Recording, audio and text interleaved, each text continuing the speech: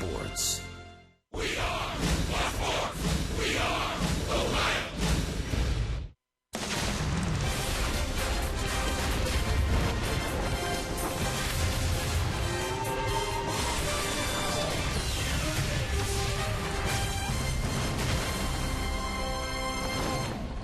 It is just a beautiful early summer Saturday in Cincinnati. Temperatures in the mid-70s, bright sunshine, and a big crowd on this Barry Larkin bobblehead giveaway day as the Cincinnati Reds entertain the San Diego Padres. Hi again, everybody. Alongside Chris Welsh and Jim Day, I'm Tom Brenneman. Great to have you with us on Fox Sports Ohio. Michael Lorenzen getting on a pretty good roll here today, making his sixth start. His last two have been very, very impressive. Really, 3 out of the 5 starts have been outstanding. One mediocre, one not so good. That one against the San Francisco Giants. But overall, when you're talking about a first-year pitcher with very little experience, even in the minor league level, this young man is just taken to the big leagues, and he does not seem to give the hitter too much credit. I just love the way he goes right after hitters. These are the numbers of his last 2 starts, only 3 walks in 13 innings. That will get it done when you throw as hard as Michael Lorenzen and complement it with some good off-speed stuff. Well, you mentioned throwing hard. That is the story today with these 2 guys. You're not kidding about that. Andrew Cashner, you know, he's 2-8 on the year, but he may be the best only 2-win pitcher in all of baseball. He averages above 95 miles an hour on his fastball. He's one of the hardest throwers in all of baseball, and somehow or another, he's not been able to get wins on the board. Look at the 2-8 record, even though he has a 3.4 in run average. Maybe the Padres have the Johnny Cueto syndrome when he takes them out. Not a lot of mound support. All right, well, San Diego came away with a win in the opener here last night. Reds trying to even the series with Lorenzen on the mound today. When we come back, Jim Day is standing by, and we're going to relive some of the moments from last night on defense. Man, was it something else. You're watching Reds baseball on Fox Sports Ohio.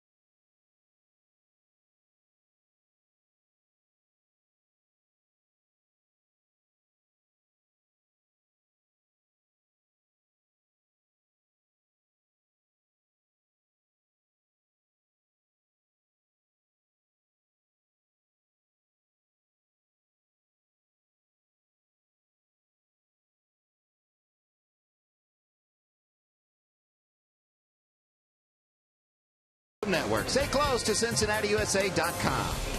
by Chevy. Check out our award-winning lineup only at your Tri-State Chevy dealer.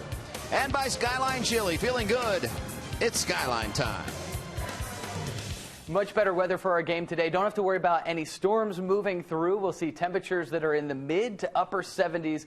Not too muggy out there for us and not too hot. So great day for the game. And once again, partly cloudy skies throughout that time period. So no storms to worry about for today. So let's see if we can turn this series around. Come on, Reds. Well, they'll turn it around. It might be Brandon Phillips at the top of that lineup, swinging that hot bat and picking it at second base. This is the Reds team calendar, by the way. And you open it up to June, and you will see Brandon Phillips. Perhaps proof positive that he owns June, and he owned the field last night defensively. What a couple of plays that Brandon Phillips, the four-time Gold Glover, turned in last night. It began in the 7th inning. Will Venable. Now, we've seen this before out of Brandon, the backhand flip, but we haven't seen it to the pitcher. Not only did he have to hit that pitcher, but he had to get it over Joey Votto trying to get out of the way. But then he outdid himself in the 8th. Will Middlebrooks. We've seen this before. Behind the back to Cozart. That's as big league as you get. Zack Cozart, his double play combo has to be ready for everything. Like I said, I tell people, they're like, what do you do? I said, I just look in a zone, because if I pinpoint one area, it's not going to come from there. You know, in most second basemen, you know, you can just bank on the easy flip or whatever. But like I said, he works on it so much that flip behind the back or the flip with the glove through the legs. We turned one a couple years ago. We came through the legs. You know, it's not like he makes it tough on me. He puts it in the right spot for me to turn the double play. So it's fun playing up the middle. We played together for so long that we know what to expect from my vantage point and his too. So you know, we enjoy turning double plays for sure. And we enjoy watching it. Brandon Phillips, the magic man for sure. Reds need a victory over the Padres. It's game 2 of a 3-game set. Lineups and first pitch next with Tom Brenneman and Chris Welsh on Fox Sports Ohio.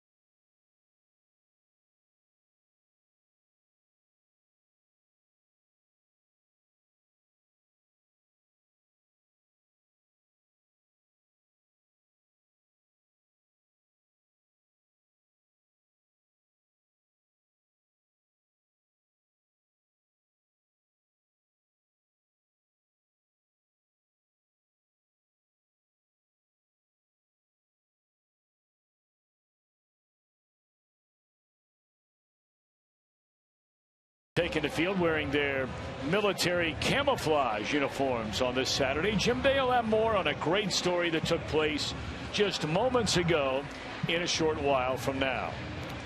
Padres 28 up, 28 down. They've won 3 in a row, and they're now just 3.5 behind the front-running Dodgers in the National League West. Bud Black's starting lineup has Venable in center, Norris behind the plate, Justin Upton in left field. Matt Kemp in right. Yonder Alonso at first. Will Middlebrooks is at third. Jan Solarte, the second baseman. Alexi Amarista at short. Andrew Cashner on the mound. 1-1. Making his 6th major league start is right-hander Michael Lorenzen. And the numbers are pretty good even when you look inside the numbers, except for the number of walks that Michael has through his first 32 innings. Got 18 of those, but he has the stuff, and he has shown to be able to pitch around walks by being able to come back and get some strikeouts. Yeah, league only batting .217 against Michael Lorenzen so far. To give you an idea, his counterpart tonight, Andrew Cashner, the league is hitting .283 against him. Well, Venable had a big night here last night offensively and defensively, and a couple of hits, including a home run, made a diving stab. Great play in center field.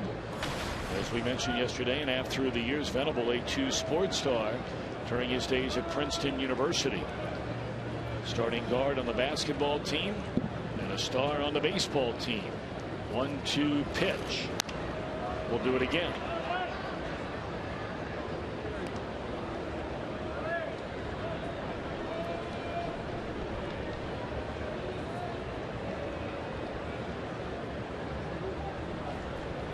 Padres have won 6 of their last 7 against the Reds, going back to the start of last year. And in the 7 games, the Reds have managed a total of only 11 runs against San Diego pitching. Pulled foul. The Reds were held to 2 runs on only 6 base hits last night.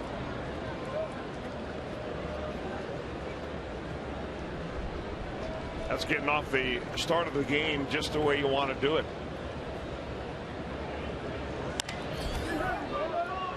Shallow center, and Hamilton able to come in and get it. Venable retired. And look at the Reds on defense. And my oh my, were they flash into leather here last night. Brought to you by Ford. An incredible pair of plays made by the 4-time Gold Glove winning second baseman Brandon Phillips. Pena back behind the plate. Tucker Barnhart started the series opener in the major league debut of John Moscott. Here's Derek Norris.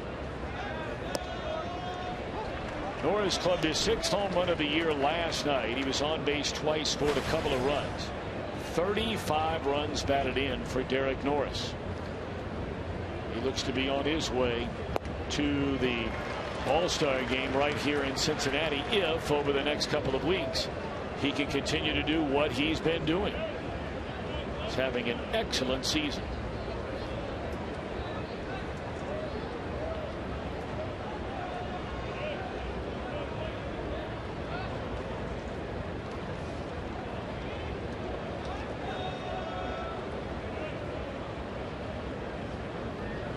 Talked about all the changes last night the Padres made, and just look no further than this lineup.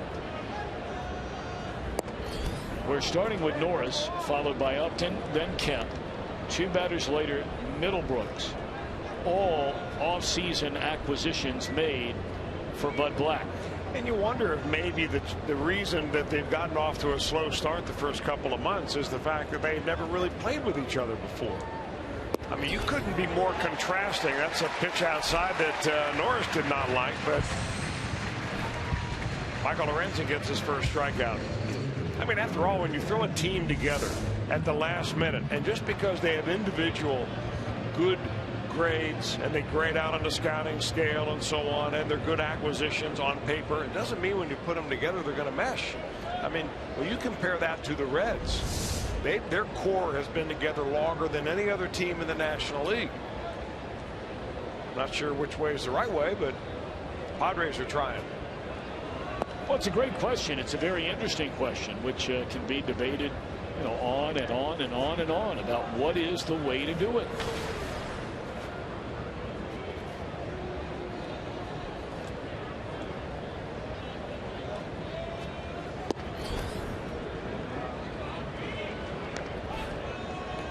Two-0 to Justin Upton. You know, don't forget now, you could add another member to to all the changes made by that Padres team as far as their position players are concerned, probably in another 2 weeks from now when they get Will Myers back. And he'll be their center fielder. Swung on and fouled out of play. Well, the one complaint that people who watch the Padres have about the Padres is that they're really heavily laden from the right-handed batting side, that there just aren't enough left-handers in there to be lefty equalizers.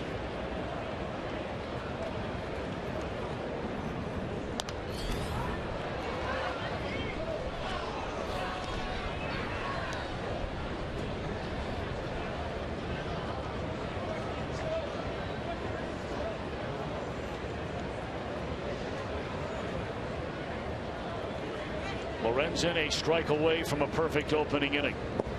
And Upton started to, is able to lay off. Ed Hickox calls the balls and strikes today. Mike Estabrook, the umpire at first. Dana DeMuth is the crew chief out at second base. Paul Nowert works at third. 2 down, none on. 3-2 on Justin Upton.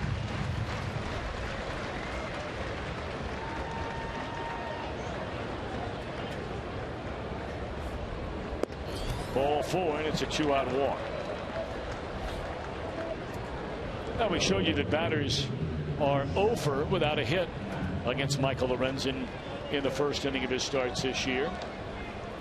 He has, however, walked 6 in his starts in the opening inning this year. You know, and without looking back, I would say probably half of those walks are with 2 outs. And sometimes it's just a mental letdown that you have. You're so keyed up at the very beginning of the game. The first hitter, you want to go right after him. Then you get 2 outs, and it's natural to let down a little bit.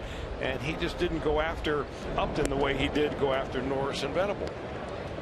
That's something that you learn as you go along. That every pitch that you throw up here matters, because one pitch is setting up the next pitch.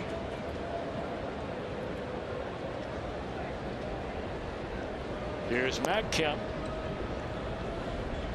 a career .320 batter in 41 games against Reds pitching.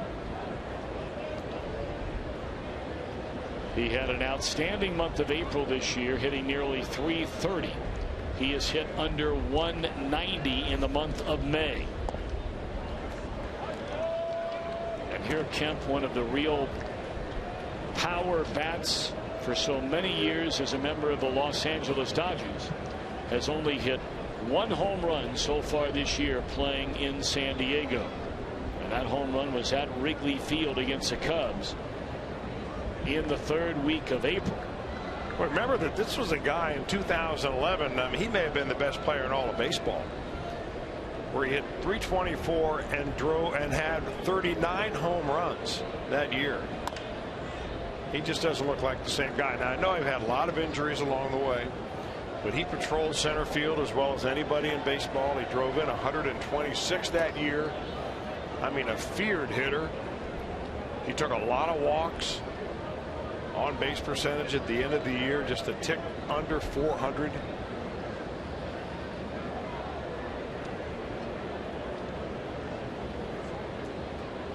Two balls and a strike.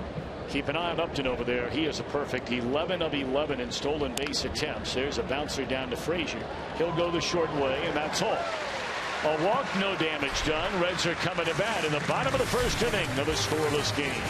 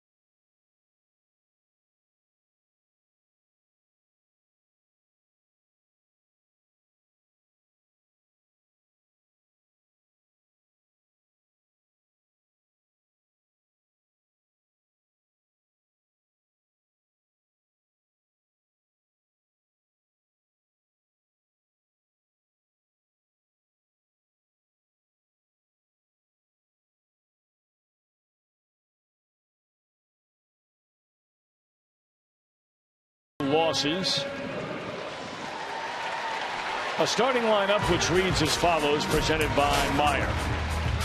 Brandon Phillips, Joey Votto, Todd Frazier, 1, 2, 3. Jay Bruce in the cleanup spot. Brian Pena back in the lineup bats fifth. Zack Cozart hit sixth. Schumacher, Lorenz, and Hamilton the latter third. A 3.46 ERA in 11 starts. Very little run support for hard-throwing right-hander Andrew Cashner. Hard-throwing may be the understatement of the day there. He'll get a lot of strikeouts. He's got more tthan innings pitched, so that's an indicator that his stuff is very, very good. And that's why those wins and losses for starting pitchers can be so deceiving.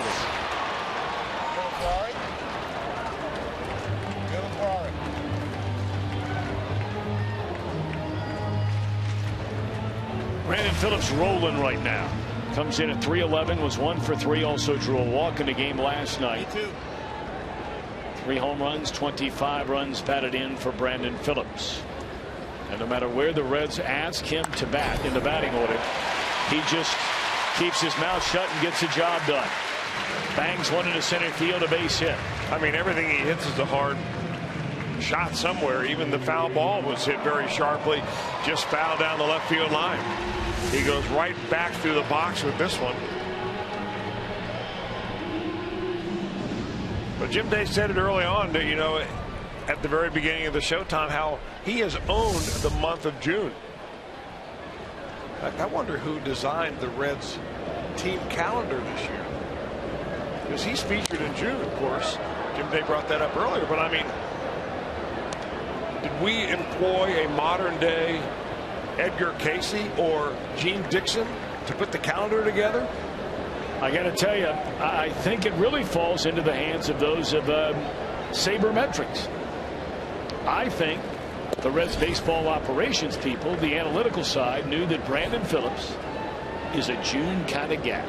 Well, he has been exactly that. Jim Day, did you have a chance? We talk all the time about, you know, you and Brandon Phillips and pals through the years and so on and so forth.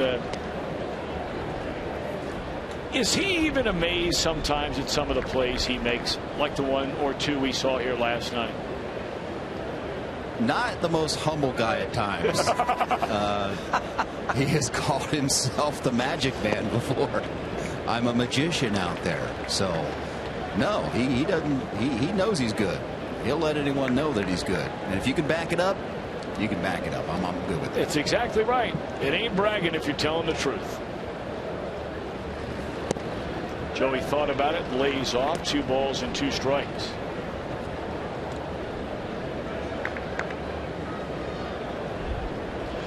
Votto knocked in the only 2 runs of the game last night. On the Cincinnati side, a bases loaded 2-run single in the 5th inning, which at the time brought the Reds within a pair. And they had 2 on and only 1 out in the inning, but did not score again, and then would not score the rest of the night in a 6-2 decision.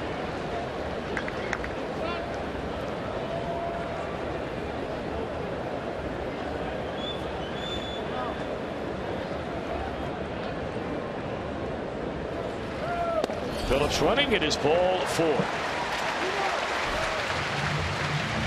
Now we can talk about run support for Cashner, and look, there have been some games he's pitched well and they didn't score for him.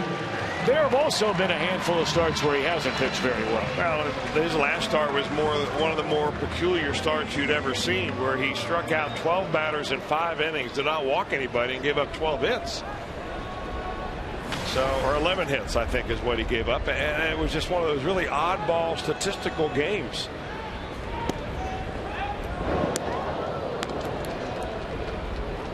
Well, they not only saw him do it, the next night they saw Noah Syndergaard become the only 2 pitchers in history to allow 10 or more hits, strike out 10 or more in less than 5 innings pitched.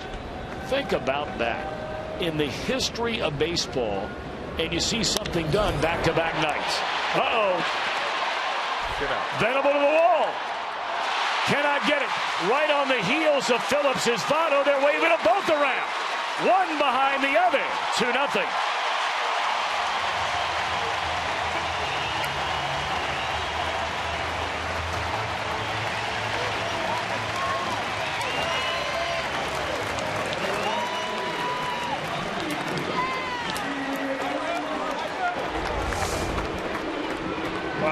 think that there's a fastball out there that can be thrown low and away that Todd Frazier doesn't like. Venable nearly comes up with a miraculous catch. But Votto decided to read it all the way that he wasn't going to get it, and he is right on the heels of Brandon Phillips. Both of them trek across the plate, and 2-0 it is. That's exciting. Hey, you take a little bit of a chance if you're Votto. But I think it was a calculated gamble and a good one.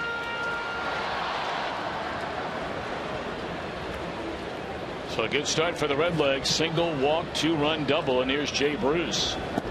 Went around 1 ball and 1 strike. Jay at .217, 7 home runs, 23 runs batted in. Frazier now with a team high 34 RBIs on the season. 2-1 on Jay Bruce. And if you're wondering, where does that sort of fit in among the league leaders, the run batted in total for Todd Frazier rather, as it's 2-2 now on Bruce. Frazier is just outside of the top 10 in the league. Giancarlo Stanton 47, Paul Goldschmidt 46, 1 and 2 in the National League. High fly ball into right center field. Venable at the track. Kemp steps in front of him and makes a catch. And tagging and advancing on to third is Todd Frazier. Did not Jay miss Bruce that by has had a lot of those balls this season that he's hit a long way, but caught in front of the wall. This is normally the center fielder's ball. If you go by the hierarchy of who has the rule out there, I mean, the center fielder first and then the wing outfielders go second. But Matt Kemp has been a center fielder for a lot of his major league career, and he took over on that. Hey, the Reds have had really good at bats. I mean, the first 4 guys, even though there's an out in the inning, they have looked very good against Cashner, like they're seeing the ball well.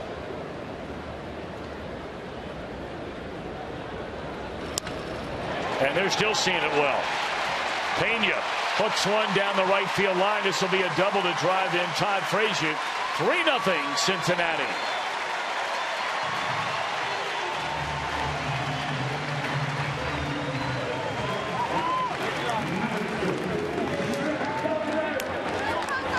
Talk about the old motto about get them early, because you never really know. Once you get a starter out there and he gets his sea legs under him and his rhythm comes around and he starts throwing the ball where he wants to, he can be very tough, especially when he's blessed with the kind of natural stuff that Andrew Cashner has. But evidently he's missing his spots and missing them big, because the Reds have had really good swings so far.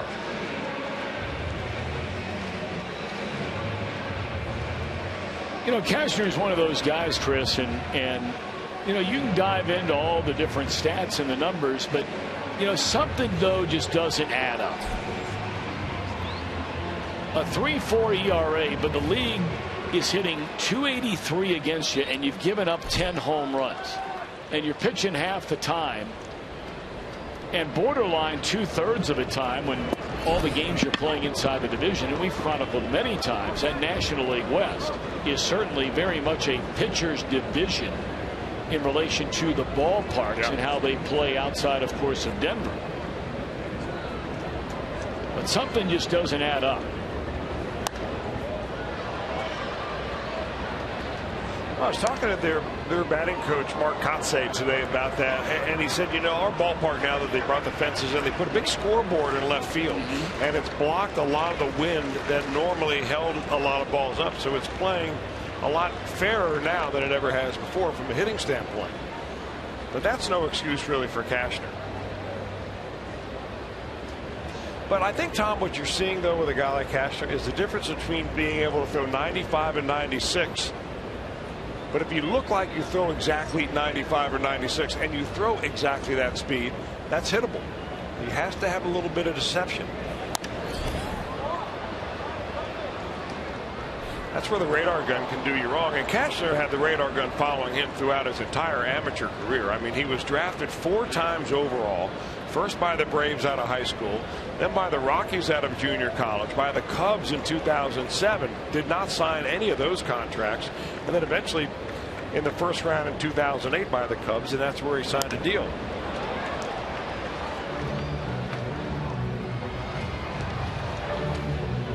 And when Anthony Rizzo was traded from the Red Sox as a prospect to the Padres in exchange for Adrian Gonzalez, he was going to be the next first baseman. But then shortly after that, they traded Cashner for Rizzo. Rizzo goes to the Cubs. Cashner comes here, and he's been a Padre ever since.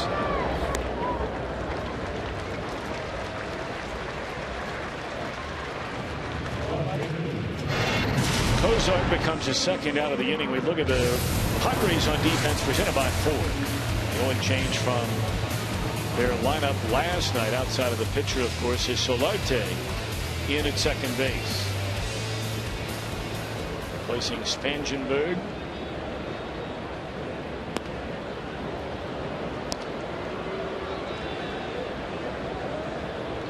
An intentional pass will be issued to the number 7 hitter, Skip Schumacher, with, of course, the Reds here recently using the pitcher batting in the A spot.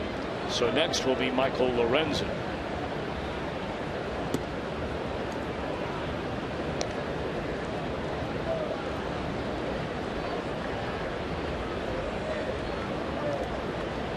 You mentioned the Cubs. They got a win earlier today, defeating the Washington Nationals. That is a final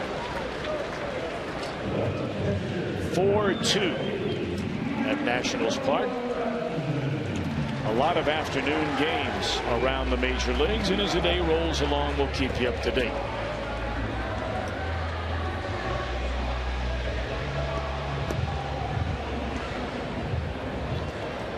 Lorenzen 1 hit and 10 at bats.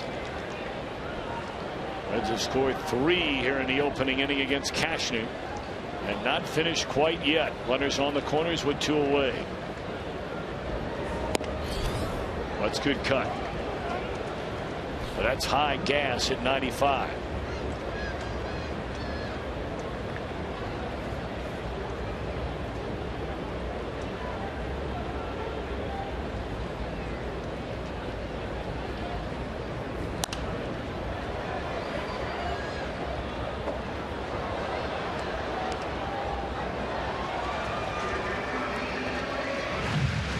Well, we are nearly jam-packed here today. First 25,000 through the gate received a Barry Larkin bobblehead. That was a big bobblehead. Did you see one of them? I have not. I mean, it was very large. It's one of the hometown series. I think there's 3 in that series. Nice bobblehead. Really So you nice. being the golfer, so it's like the new head on the drivers, right? Yeah, you're right. They seem to be getting bigger and bigger all the time.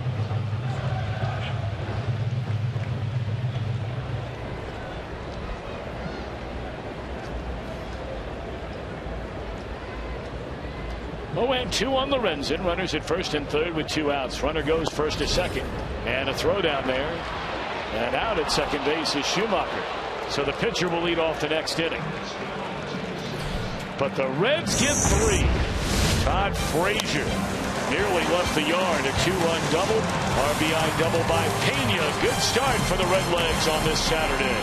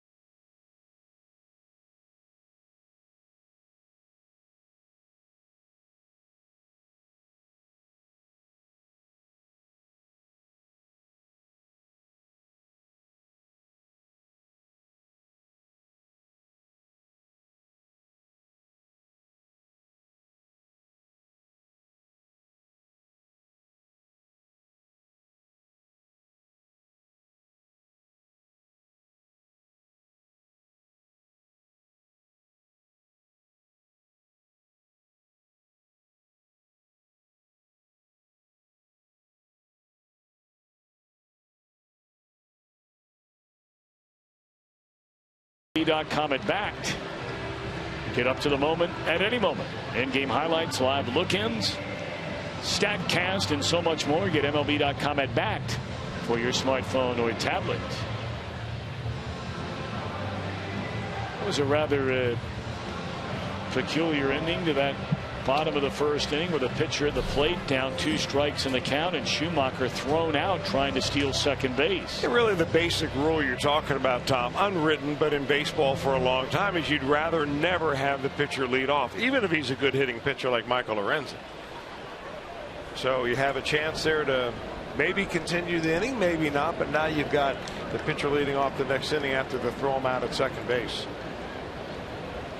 Maybe they thought a sneak attack was going to work. Evidently, Derek Norris has been one of the best in the league in filling runners out. The one-time #1 pick of the Reds, Yonder Alonso, leads things off. Alonso, just 29 games. He missed a month with a bruised shoulder, but a .351 batting. 1 home run, is knocked in 12. He has 4 doubles and a 3-base hit.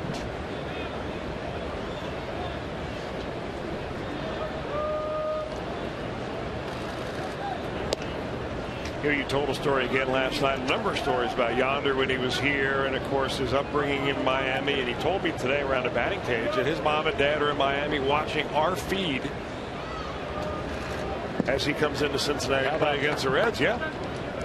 Well, we hope you all are doing well. We miss seeing you around here. Very friendly folks, always a smile, and clearly they raised their son to be the same way.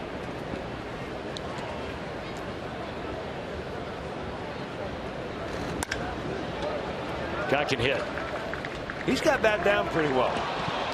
And then bobbled out there in left field by Schumacher. That'll be a single and an error, allowing Alonso to go into second base.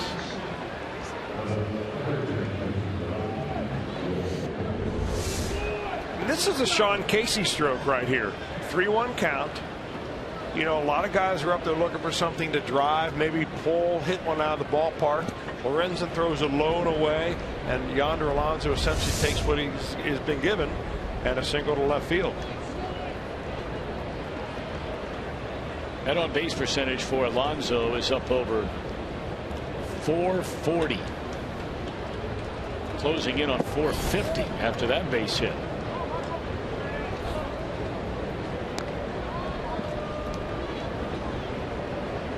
Alonso, granted, missed a month, but he's one of the few hitters in the league, you know, with 100 or so at bats, plate appearances, that has walked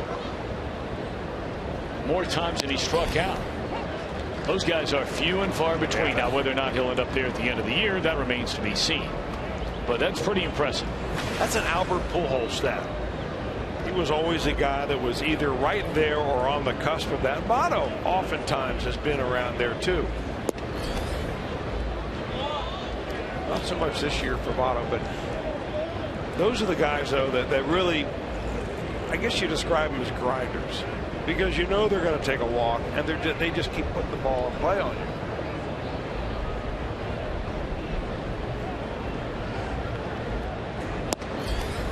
Two and two on the third baseman, Will Middlebrooks.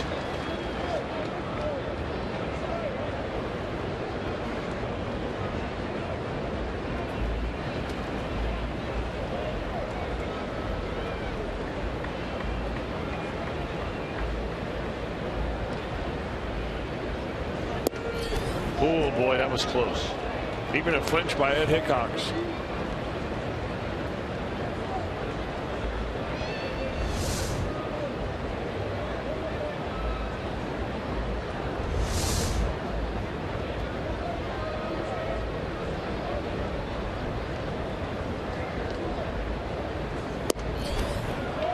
And there's ball 4. So the first 2 of Boyd after the Reds scored 3 for Lorenzen in the bottom of the first inning here in the San Diego second inning.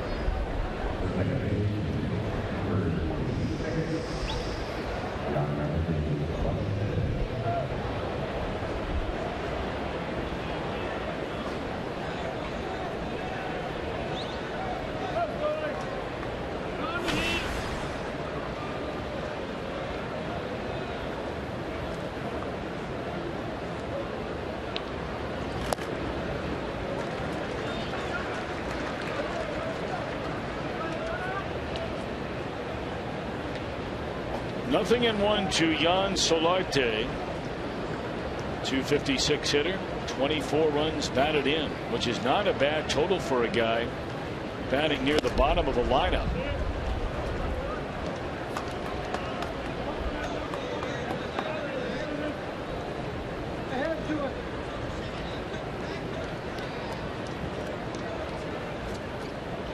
Solarte, a native Venezuelan, 27 years young. Puts a fly ball into center.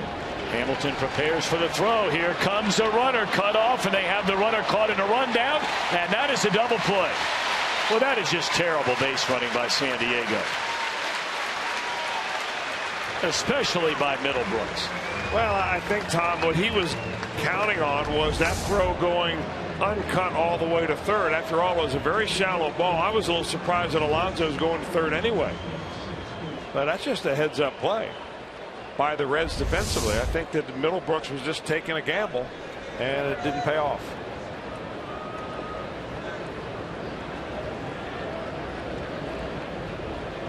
So 2 on and none out becomes a runner at third with 2 outs.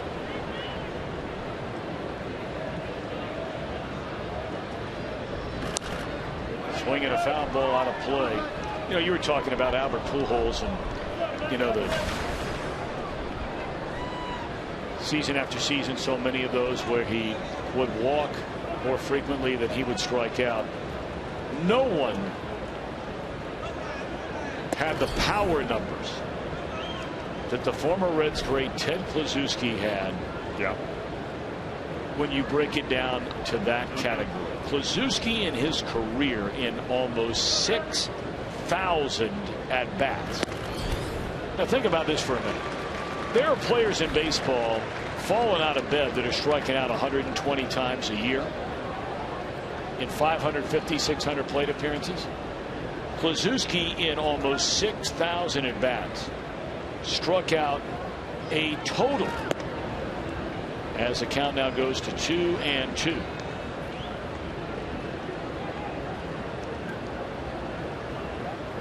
Of course, as soon as I'm getting ready to say it, I just lost it.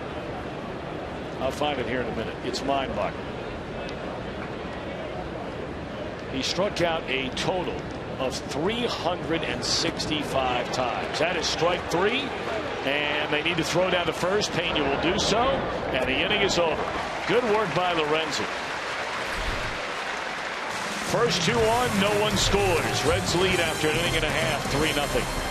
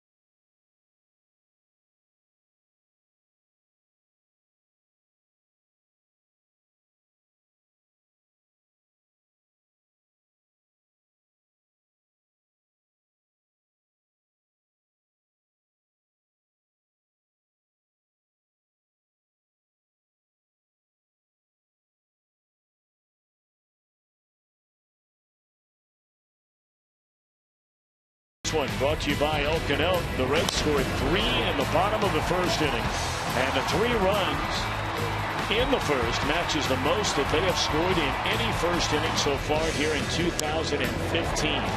You've got to go all the way back nearly 2 months ago in a game on April the 13th when they scored 3 runs in the first inning against the Cubs. Lorenzen will lead things off in the second. 3-0 Reds. Hamilton to follow, then back to the top of the order with Brandon Phillips.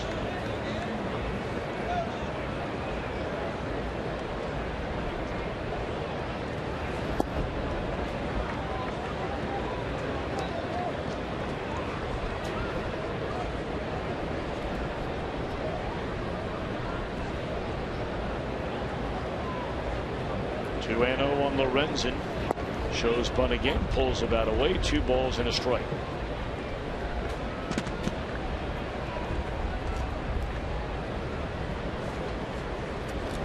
Final game of this series tomorrow. The Reds would love to make it the rubber game of the series before the Philadelphia Phillies come for their only trip to Great American Ballpark starting here on Monday night. Night games Monday and Tuesday, day game on Wednesday. And then a 4-game series at Wrigley Field in Chicago next weekend. Tell you what, man, this guy, we know what he did in college as an offensive player. And it might only be 2 for 11, but he clearly has an idea in the plate. He really looks good at the plate. I mean, he's an exceptional athlete. I mean, when you're a 2-sport star, not a 2-sport star, but a 2-position star at a big-time college like Cal State Fullerton, and you bat in the middle of the order as an outfielder, then they bring you in to close games, you're an athlete. I mean, let's face it. By the way, Cal State Fullerton did pull out a win today against the Louisville Cardinals. In that super regional being held down in Louisville, they hold a 1-game edge in the best of 3. So they'll go at it again tomorrow, right? And then if they can get it to a 3rd game, they being the Louisville Cardinals, all the chips are down Monday.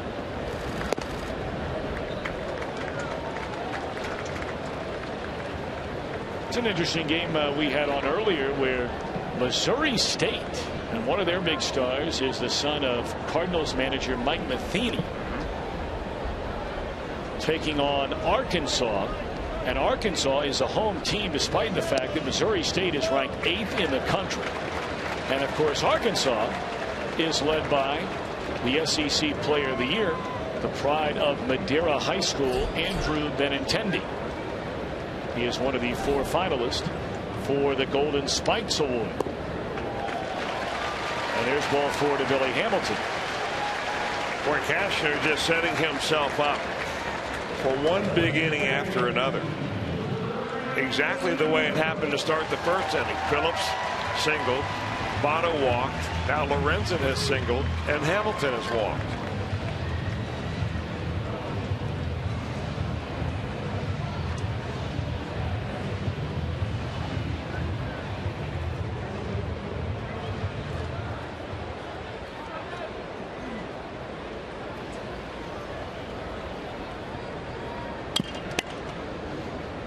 So here's Brandon. He singled and scored in the opening inning on the 2-run double by Frazier. He squares around a bunt, pushes it to the right side. Cashner able to put on the tag and give Phillips the sacrifice, advancing the runners.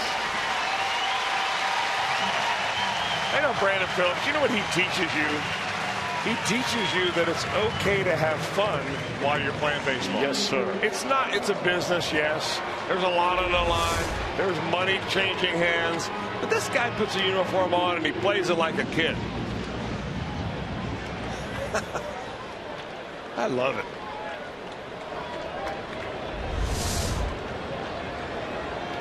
Cashner will work out of the regular windup. He faces Joey Votto against a drawn-in infield, 2nd and 3rd. Big swing by Votto and fouls it straight back.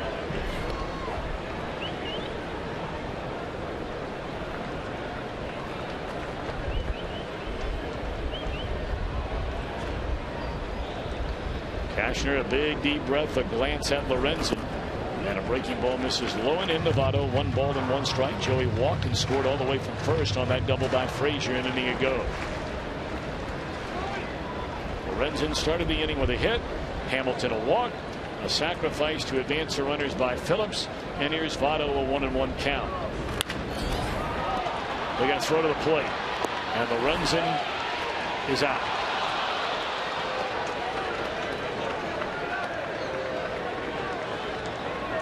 Two away in the inning. Evidently a contact play, even with the infield drawn in. They're not all the way at the edge of the grass, but they're about halfway in, and that creates a decision time. And I don't know what the deal was beforehand, whether they decided with the Lorenzen, if the ball's on the ground, you make your own decision or you go. But he went right with the crack of the bat and made it pretty close, but you always hold your breath when it's your pitcher sliding into home.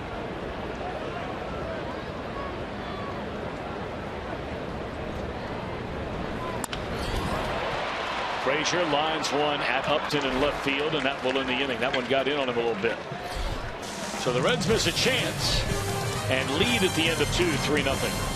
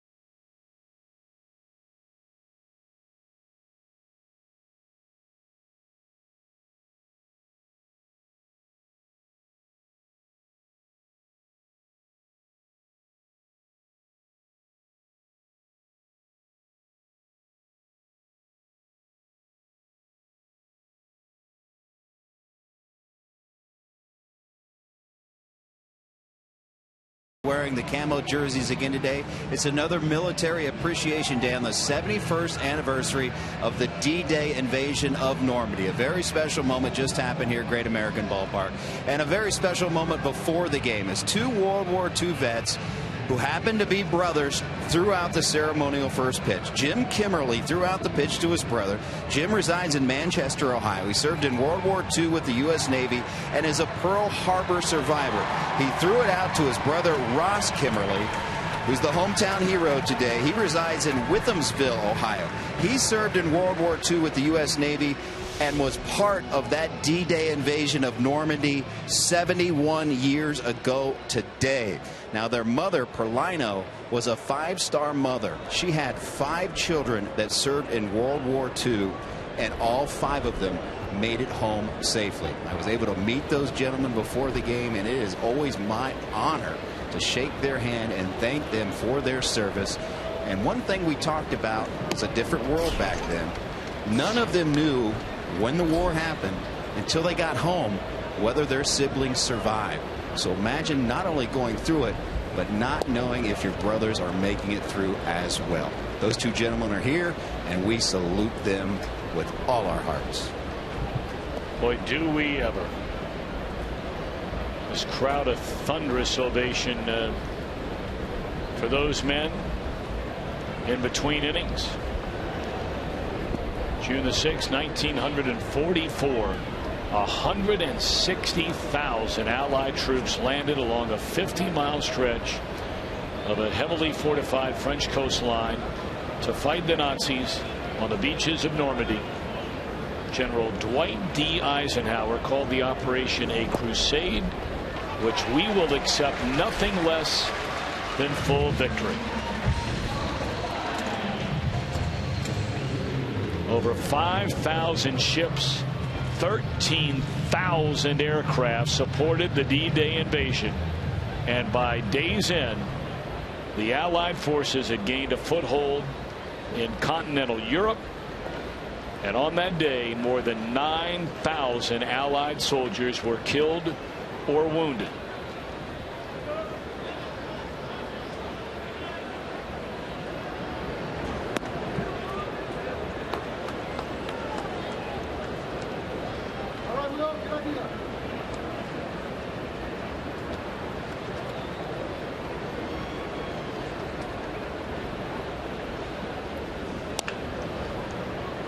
Venable can run a little bit. Cozart will get rid of it. And it's in time. 2 down here in the 3rd inning.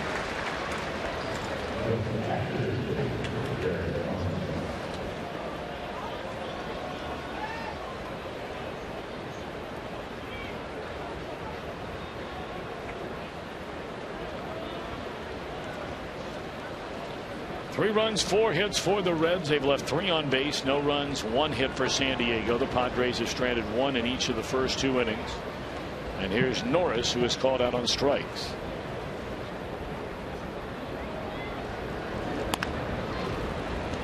Frazier, a long throw. He's got plenty of arm. He got it.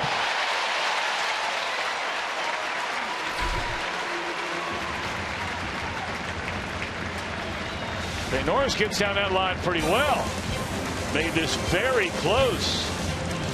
It's a perfect inning for Lorenzen.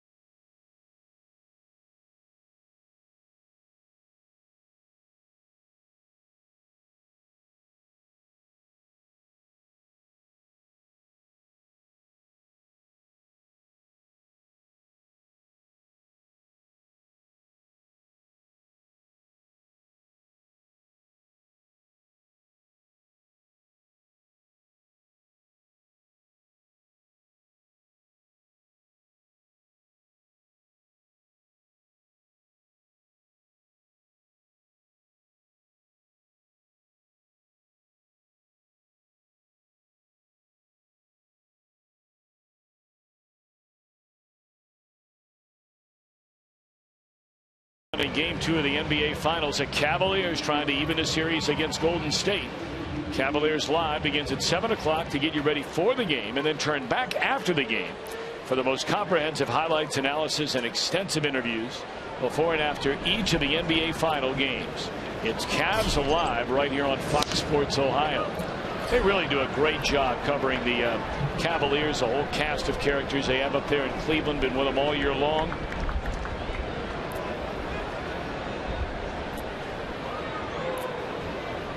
Of course, Austin Carr is the color analyst for the Cavaliers games. Now that guy could play. He was fun to watch, man. Jim Jones has been around there for a long time. Caught by Alonso, his second catch, almost in perfect replica fashion there by Alonso in this series. Bruce thought he had one.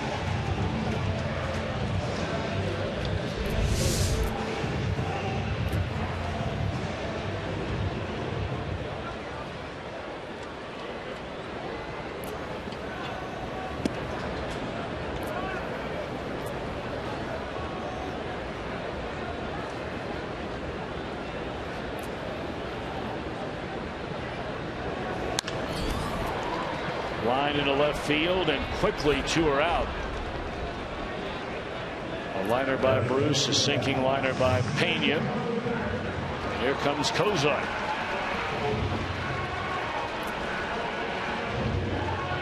Well, you hope that second inning doesn't come back to bite the Reds, because it's still a ball game here. Only the third, 3-0 in that second inning yet. Second and third with only 1 out. And you had your, oh, doctor. Fly ball into deep left field. It is 4-0.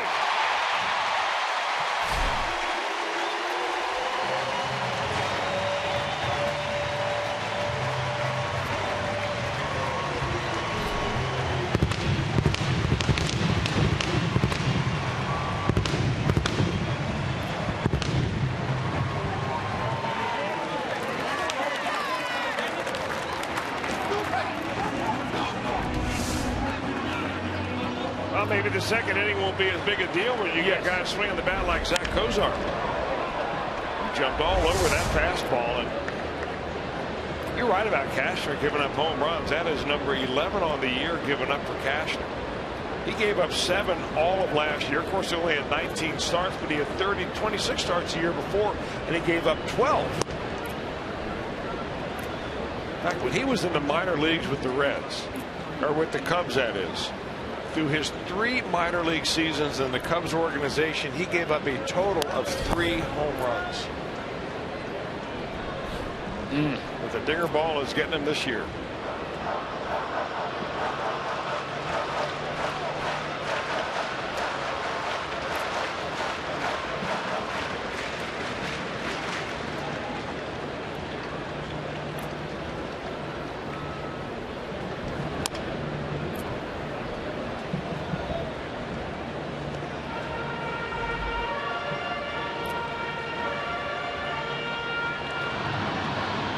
One of the big questions all winter long was, is Zack Cozart going to do more offensively, really to keep his job? We know his defense has been exceptional.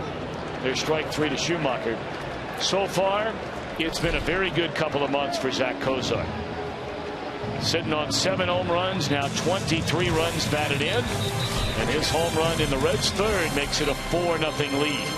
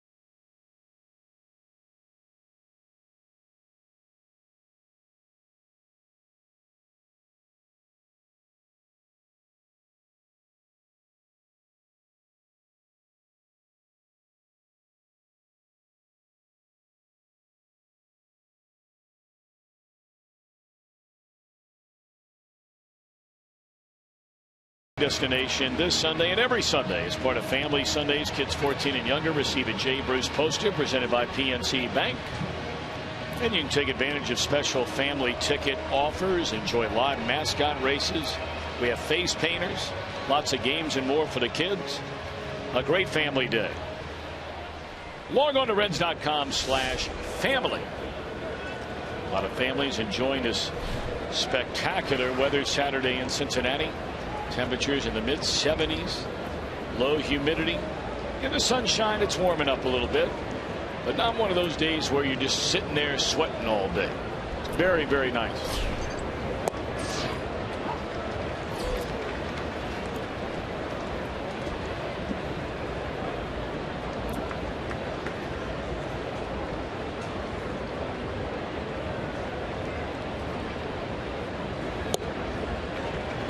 Justin Upton to be followed by Matt Kemp and Yonder Alonso against Michael Lorenzen here in the 4th inning, and it's 4-0. Reds in front. 3 in the first. A Cozart solo home run in the 3rd.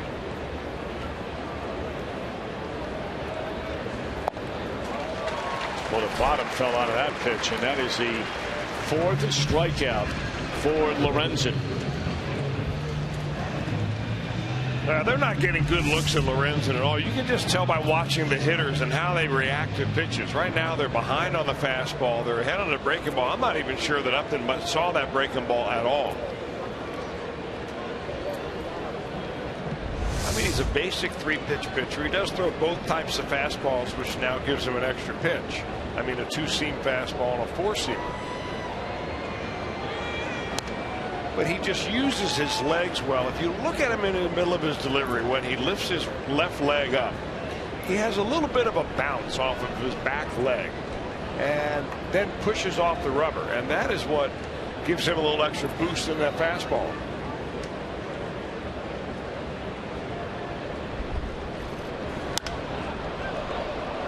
Fly ball into right center field. Hamilton at the wall, and it is gone.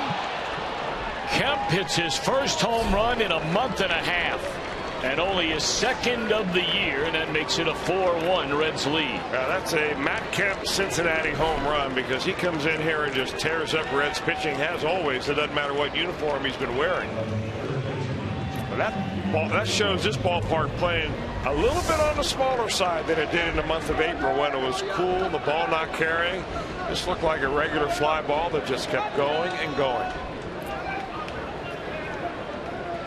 The only other home run in a San Diego uniform for Kemp came on the 18th of April at Wrigley Field against Kyle Hendricks. And now Yonder Alonso, who owns the only other Padres hit in the game. Well, there are a lot of guys very happy for Kemp. I mean, that number was being asked about seemingly every day. The number of games since his last home run 45 games ago.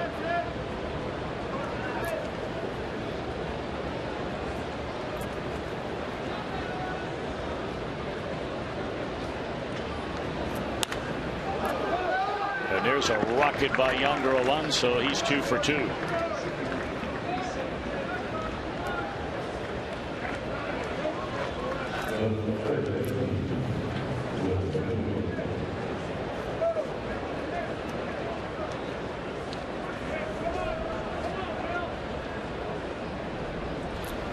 Well, you knew it was coming whenever Kemp was going to hit a home run.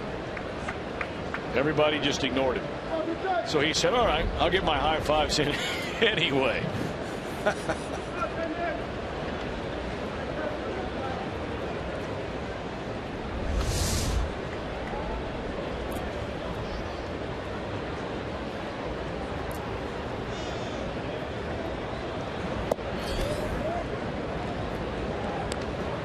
Middlebrooks walked his first time up, then was thrown out, trying to tag up advancing first to second base on a throw he thought was going to third with a runner at second.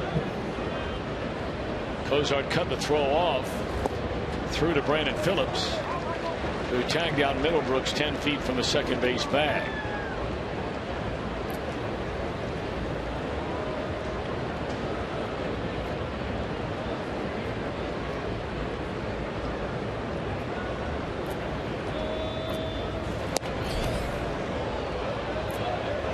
Well, Lorenzen wanted that one, and he thought he had the corner.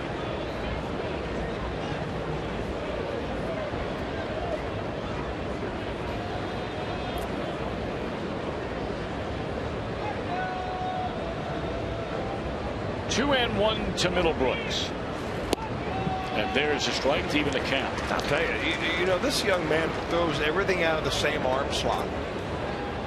And the 3 pitches that he has, because he can throw strikes and has shown the Padres that he can throw strikes with all 3 of his pitches. It's a tough guessing game in the batter's box.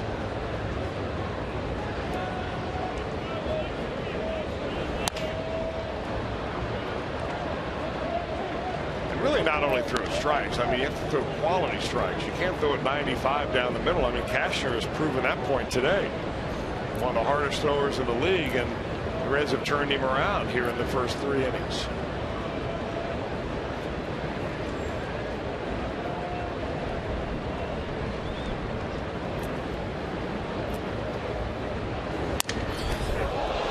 Look out. Of course, it was just last night when we had a terrible situation occur at Fenway Park in Boston, where a broken bat went flying into the stands. A woman was hit, suffering critical injury. She is in the hospital. I know it's been talked about, and I know there will be people that say no, no, no. But is it worth it? Is it worth it? Is now not the time to extend the screen and extend it perhaps at the end of each dugout to prevent what could be an ultimate tragedy? There's a liner into left field. So since retiring the first batter in the inning, it's home run, single, 2 on with 1 out. Yeah, a little bit of patience there by Will Middlebrooks. He finally found a way to get on that fastball. He looked very bad on the breaking ball on this at bat. And after fouling off a couple, the Reds thought they were going to try to sneak the fastball by him, and he was ready for it. This kid's got a very nice stroke.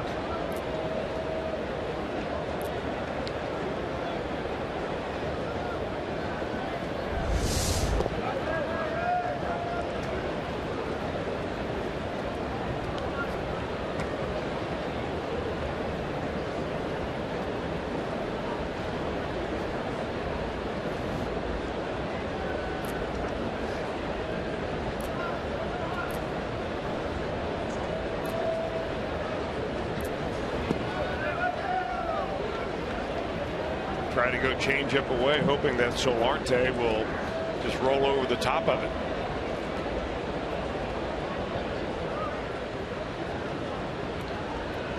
Solarte flied out into a double play.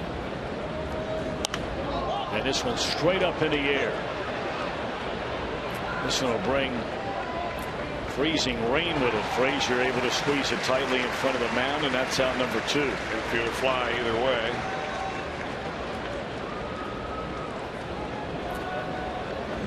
You may wonder why umpires don't call infield flies earlier when it's clearly the ball is right in the center of the infield. It's going to be an infield fly. Man on first and second, 1 out. And they're instructed to wait until the ball gets to the very top height of that pop-up before they make the call. And that's the reason why it seems like sometimes they wait so long.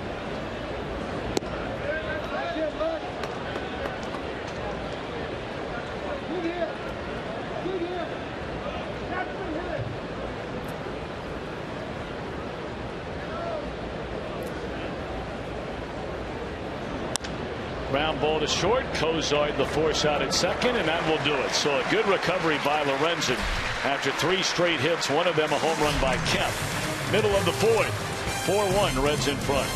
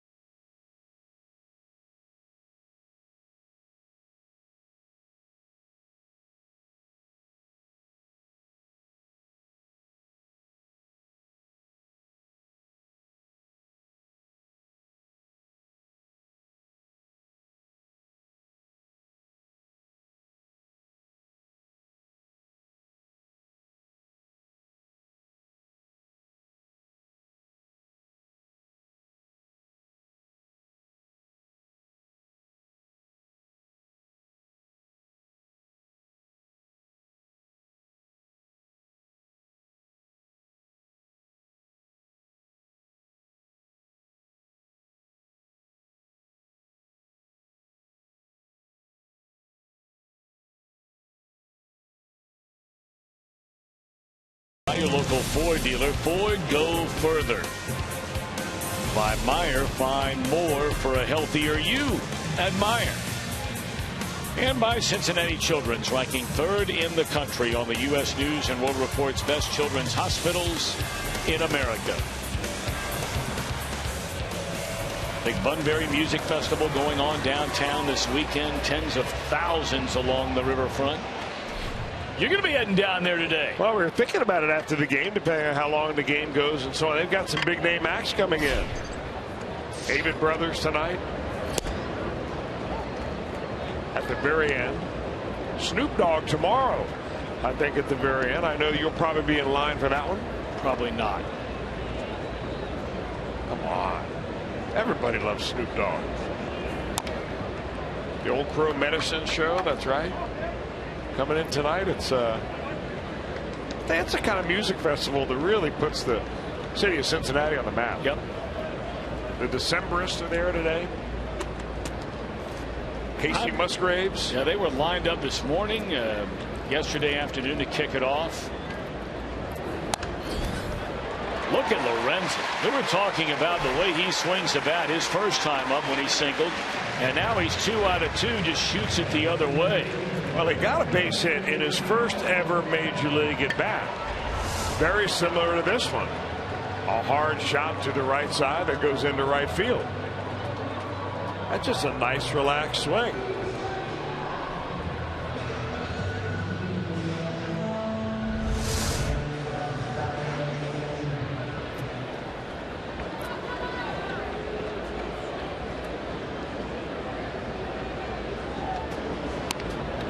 Hamilton brings it with him. And that'll be a sacrifice as Alonso finds Solarte in time, advancing Lorenzen into scoring position.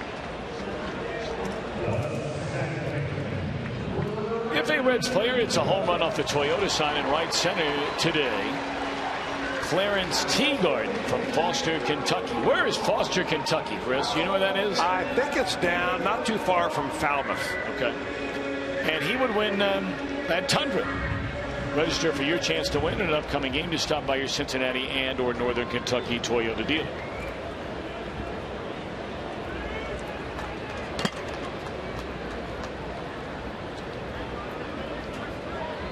Runner at second base, 1 out for Brandon. And an excuse me swing. 2 away.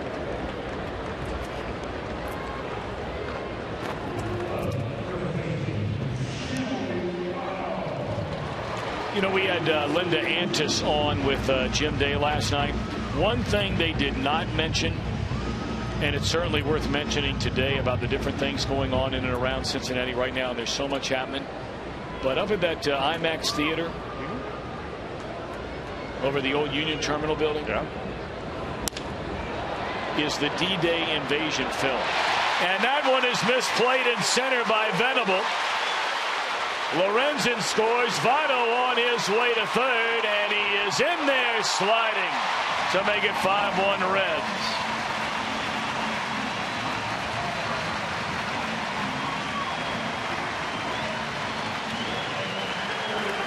And had so much topspin or either a lot of knuckle on it, because Venable is a very good defender. Well, it was also into the sun on a day game, and that ball was hit very hard and wobbling all over the place. It could have been a knuckleball. He hit it so hard, but I don't think Venable really ever got a good read on that ball coming off the bat. We've talked a lot about this time of the day is normally when teams take batting practice, and then the sun, when it's a clear day without too many clouds, kind of like today, it gets worse and worse. And now it is part of the year, you know, the longest days of the year coming up. That bad lighting for outfielders can last until about 8:30 in the evening.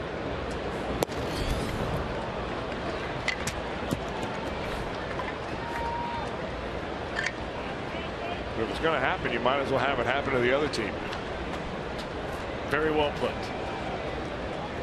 You and I were talking in between innings, though. The Reds have squared some balls up today on Andrew Cashner. I mean, even some of their outs have just been rockets in this game today. And you wonder why. I mean, how can that happen when you have a guy he is among the top pitchers in the league as far as velocity goes. I mean, he is right there at the very top. Starting pitchers, of course, you got to roll as Chapman in his own atmosphere there as a reliever. But I mean, as starters, there was a time when he pitched out of the bullpen not too long ago that he averaged over 102 miles an hour one game with his fastball. Here are the top pitchers in the National League from a velocity standpoint on their fastball. And only percentage points separate them. But you're averaging 95. Breaking ball there, and that one sails past Venable. Goodness gracious. And it's 6-1 Reds. Well, he's got to take the glasses off. You got to stick him in his pocket.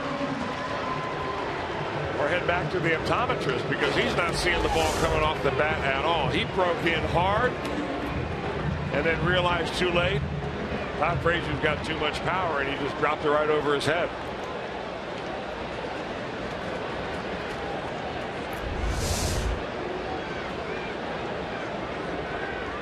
Boy, he's too good of a player to see that happen to him. That is really weird.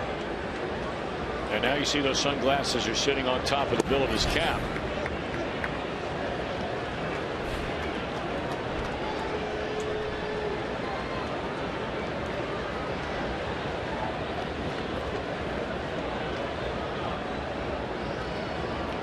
Now Jay Bruce. He lined out hard. Leaping catch made by Alonso his last time up. Cashner sticks that one in his pocket, and that'll do it. But the Reds, with 2 out, run scoring hits from Votto and Frazier, extend their lead to 5.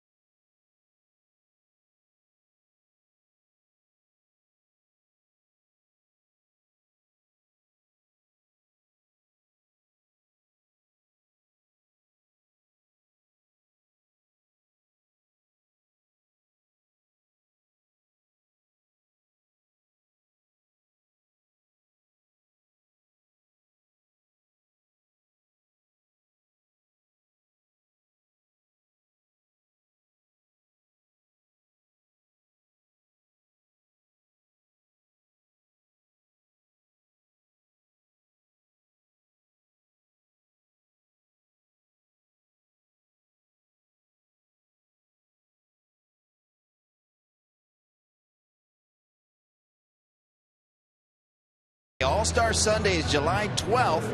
Tickets are available online at allstargame.com. I'm Jim Day. Michael Lorenzen goes back to the mound, and to give you an idea of how he's matured beyond his years. Last homestand, he was a part of a Fox Sports Ohio luncheon for our sponsors, him and Billy Hamilton.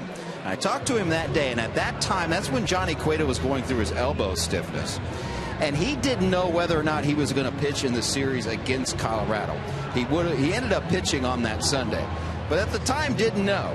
He told me the night before that he watched video into the late night of every Colorado Rockies hitter and basically dissected which weakness each guy had. And at that time, he didn't know if he was going to pitch, just in case he looked at that video. He may make physical mistakes like everyone on the mound, but he won't make a mental one. He is certainly mature beyond his age, and he is using all the information that you can gather at the major league level, and there's a ton of it nowadays for players. Sharp one hopper off the bat of Cashner, and Cozart will throw him out. Well, Cashner not phoning it in. Nice to see. Pitcher losing 6-1 and busting it up the line on a routine ground ball. Jim Day makes a great point about Michael Lorenzen. Some people may poo-poo the fact that there's information overload. I mean, these players now get more exposure to statistics and video analysis and biometric analysis and mechanical analysis and everything else, and sometimes it's just too much. When the same old thing happens to you, that if you throw the ball down and away, you normally get them out, up and in, down and away, and so on. But if it's there, you might as well use it. And I think that you really ought to congratulate a guy like Michael Lorenzen for recognizing he ought to use those tools to his advantage. Not everybody will do that. Votto behind the bag, down on one knee. Lorenzen covers, will take the feed, 2 down in the 5th.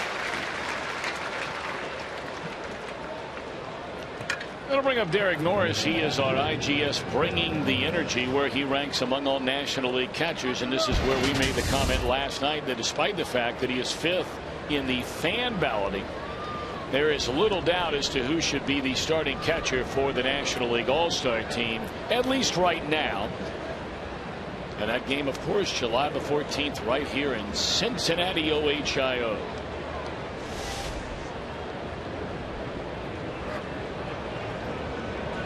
I probably ask you this question every year, but I forgot what you said last year. If the All-Star I probably forgot what I said last year. If the All-Star game is for those players who have had a great first half, what is there for the players that have a great second? You didn't ask me that question. That's a good question. Other than arbitration. Well, I think they would take that over the All-Star game. But I mean, really, I mean, is that really what it's based on? Is it the players you want to see gathered on the field at the same time playing, or is it the guys that have had the first great 3 months of the season? I'm not really sure how to answer that.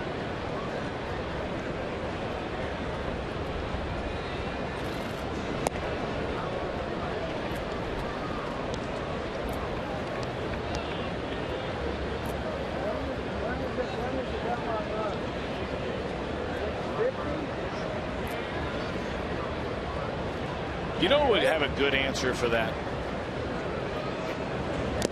Is George. You're probably right. He would have a good answer for it. A well thought out answer. Yes. Yeah. I have to check out. It's going to be a while before he comes back to do another game. It's going to be quite a while. But he'll be with you. Are you doing a series against the Mets in New York? I am indeed. Yeah. All right. Well, then maybe we'll run that by him. Because that might be the weekend when the All-Star teams are actually announced. Or maybe, no, that would probably be the next Sunday on July the 5th, 1 week before the game.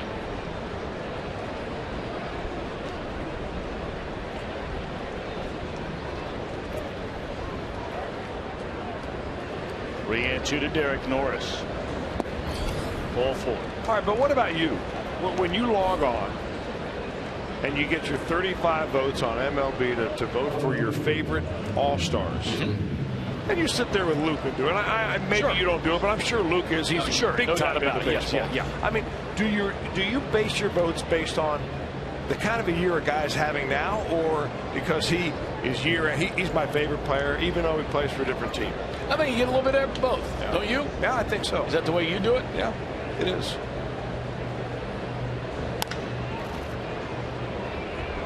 That one bounces into left field. That'll be a 2-out single by Upton.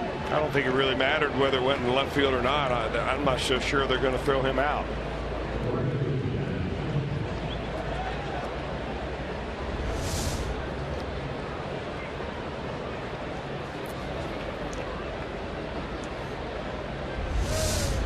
This is beginning to look like a pretty good offensive ballpark to play in, because the infield looks like it's hardening up a little bit, getting a little bit quicker on ground balls through, and the warm air beginning to settle into Cincinnati, and the ball is flying here much better than it did earlier this spring.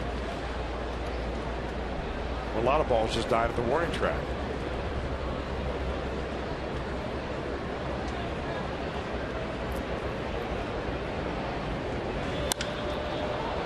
Uh-oh. Count the other way. over the head of Jay Bruce. This will bring in a pair. So all of a sudden, Matt Kemp beginning to heat up, being back in Cincinnati at his first home run an inning ago in the last 45 games. And now a 2-out, 2-run double.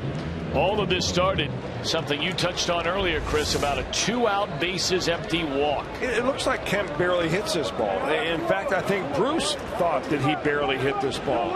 I'm telling you, the ball is really carrying today.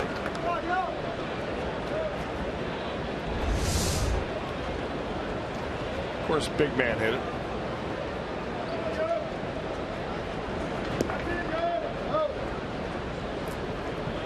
And Lorenzen needs a final out. He retired the first 2 batters rather routinely to begin this 5th, and then it was a 2-out walk to Norris. Upton, a little bouncer that trickled into left field for a hit. And then the opposite field double to drive in 2, and here comes Jeff Pico.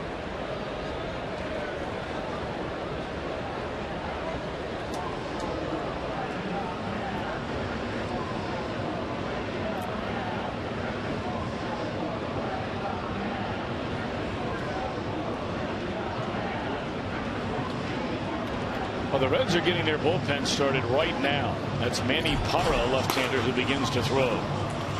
And that's what this trip is about. I think it's really a twofold meaning.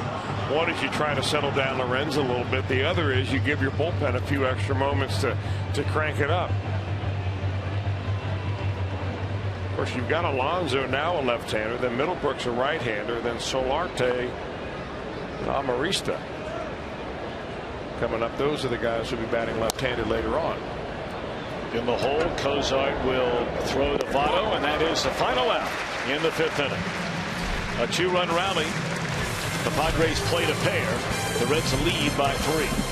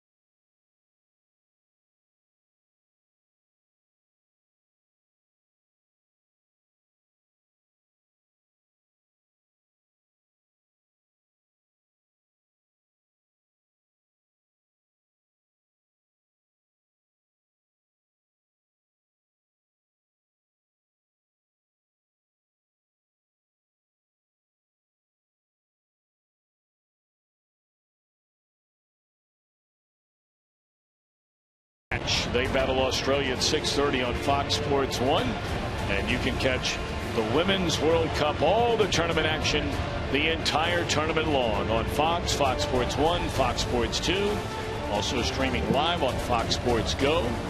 Should be very exciting. The FIFA World Cup, the women's side, 2015.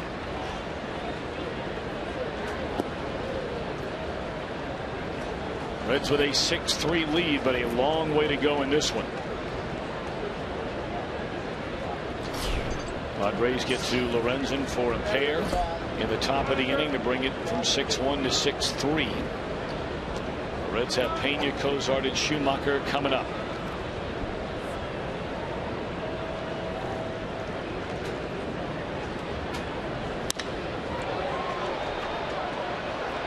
Right at Venable, 1 out. The crowd facetiously cheers Will Venable. Coming up later on, Our Miller Time moment. And it's brought to you by Miller Lite.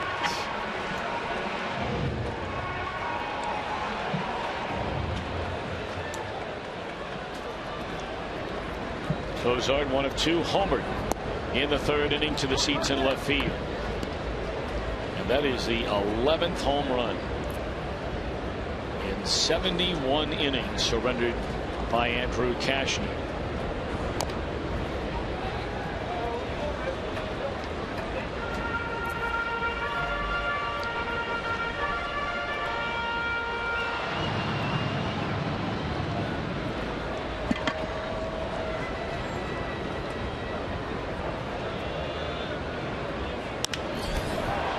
Cozart lifts this one into left field. Upton at the wall. Reaches up and makes a catch. 2 away. Pretty good swing right there by Zack Cozart.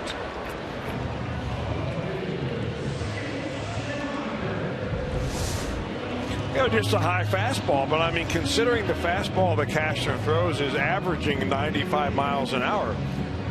I mean, he evidently is a guy that shows that he throws exactly how hard he throws. Very little deception out there. And you think about the draft that's coming up next week, Tom, and there's pitchers everywhere wondering, you know, will I get drafted? Will my teammate get drafted? And so on. And you will see predominantly pitchers that are the hardest throwers in the county are the ones that are taken. When, on the other hand, you see guys like Mike Leake and pitchers that work the count a little bit. They work the different parts of the strike zone. They change speeds. The Greg Maddux types, so to say, are oftentimes atop the leaderboards. Not that I'm not saying it's not nice to have a fastball in the mid-90s. Believe me, it is. But I don't think it's the end all anyway for the talent as you evaluate pitching. Speaking of draft classes, one of the best the Reds have ever had was 2005, and Jim Dave's going to have more on that in the next half inning. Our good buddy, one of the most likable people in the game as a player and now as a commentator, is Dan Plesac. You see him on the MLB Network, and man, he went off on exactly what you're just talking about when I was watching Danny a couple of nights ago. And you know, he told a story about when he was in high school, and he grew up in northern Indiana. And you know, in Indiana, the big sport is what? Basketball, right? Plesac, big tall guy, 6'6", 6'7", and really never focused on pitching until he went to North Carolina State University. And that's one thing, and then he ended up being a really hard thrower. But he said, a guy like me coming out of high school, forget it. Nobody's going to look at me. I wasn't throwing out hard. I was more interested in basketball. But he said, there's so many guys that could win a lot of games for major league teams out there that won't even get a sniff in the draft because that radar gun is saying, nope, can't do it. And really what it comes down to is what a lot of scouts call showcase babies. They play on teams, but they really prepare themselves to go to showcases and see what the exit speed is off their bat or what their velocity is on their fastballs. And you get a generation of players that you hear these major league coaches and minor league coaches complaining that they really don't know how to play the game. They just don't know how. They do know how to showcase their skills. So you don't see them taking an extra base when necessary because they don't play in that type of a ball game. They're playing in showcase games where they're trying to hit the ball 450 feet. Kind of an interesting thing the way it's all evolved. And you've been through that with your son. Yeah. I've seen some good players at these showcases. But boy, they can fool you. Gone swinging Lorenzen. A scoreless fifth. We move to the 6th where the Reds lead San Diego 6-3.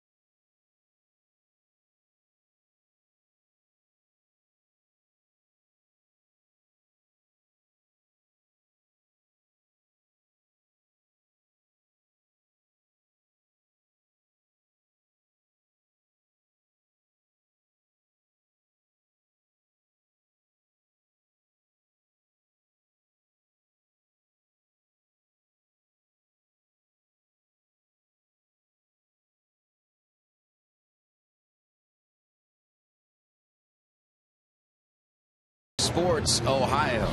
I'm Jim Day. Monday night, it's the annual Major League Baseball draft for the Reds. They pick 11. And everyone talking about 10 years ago, 2005 being one of the best drafts ever, particularly the first 12 picks, and 2 of those players are on the field today. Look at these guys. Were 8 of the 12 picks that year, the first 12 picks, have become all-stars, including Justin Upton of the Padres, who was picked first overall that year. He's made 2 all-star appearances. You go down the list. Gordon, Zimmerman, Ryan Braun, Ricky Romero, Troy Tulowitzki, Andrew McCutchen picked 1 pick ahead of the Reds' Jay Bruce, who was picked 12th overall that year. But what a draft. You can just go down the list. And for some reason, 05 is one of the best ever. Here to that, Jim Day. That was also a great class for the Reds overall that year. Individually, you're right. I think they had about 5 players that ended up going to the major leagues that year.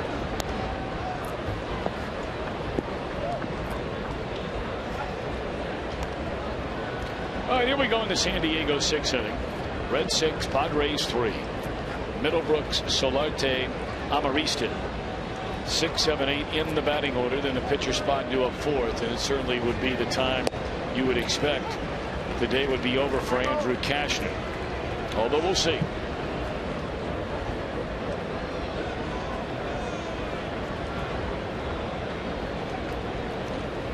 Middlebrooks has been aboard twice. He drew a walk in the 2nd inning, single to left in the 4th.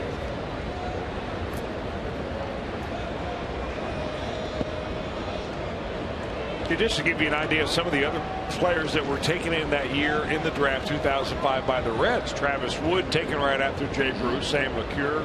Jeff Stevens was a big leaguer. Carlos Fisher, Adam Rosales, Logan Ondrusek. And the guy who was drafted by the Reds never signed with the Reds, but drafted 42nd round. John Axford.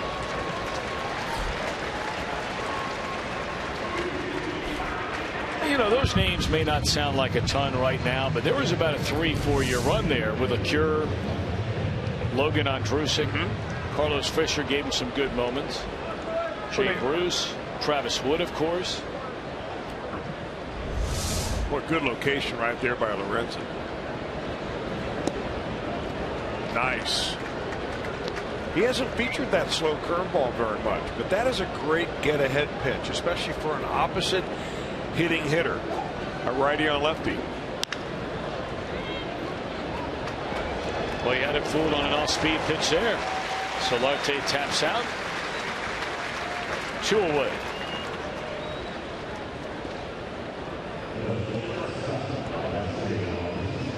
He's been pretty efficient with his pitches too. He's at 88. And really the only trouble that he's had today is when he, in my mind, loses his concentration a little bit and walked a couple of batters. Walked a batter with 2 out in the 1st. Walked a batter with 2 out in the 5th, which was one of the 2 that came around to score.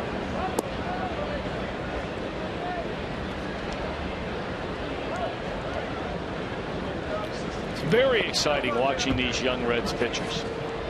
I mean, in an ideal world, do you like having 3 rookies in your rotation? Most people would say probably not.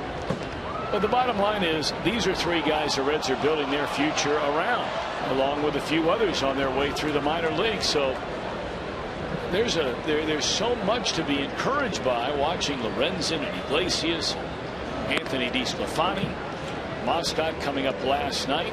Well, it's nice to know that when you have some holes and some opportunities, you've got capable arms. Sure.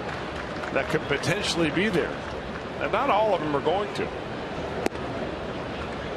They've all got the potential, that's for sure. All right, so here we are, Chris. Now you get the number 8 hitter up. You just mentioned it a moment ago. You mentioned it earlier. He retired the first 2 in the inning. And now all of a sudden, Payne is going to come out and say, come on now. We're 3-1 here. Let's get this last out. Exactly. Yeah, he may say a little more forcefully than that. He may say, what are you doing?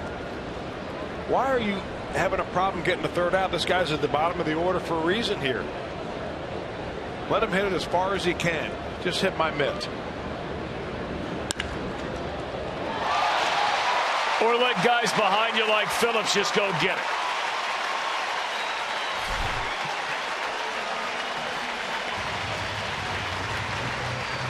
Saw 2 of them last night. That's the first today.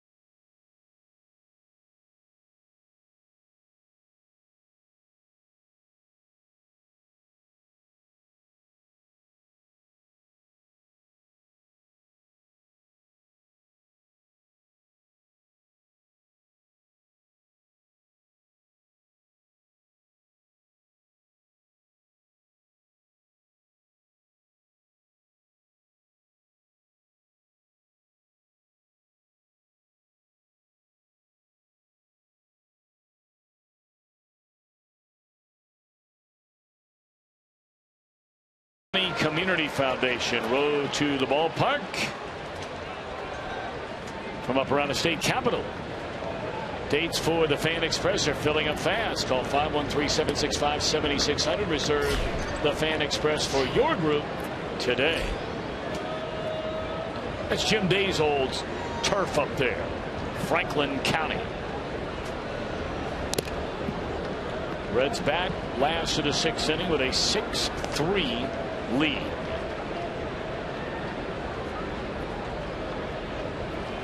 Well, up in Franklin County earlier this morning, a huge congratulations goes out yet again. And I say again, 3rd time in the last 4 years, 4th time in the last 7 years. The men of Moeller High School capture yet another Division I state baseball championship. Hamilton lifts a high fly ball into right. Kemp camps underneath it, 1 away. Of course, sitting in the booth next to us, the legendary head coach for over 30 years at Moeller was Mike Cameron. Made all the trips to the state Final Four, won 4 state championships, coached guys like Barry Larkin, Ken Griffey Jr., so many, many others. And the man who was his assistant for the last number of years at Moeller, Tim Held, has won 4 state titles in his first 7 years as head coach. That's incredible. It really is incredible because, of course, in high school, you're not recruiting. You're using a different cast of players every 2 years anyway.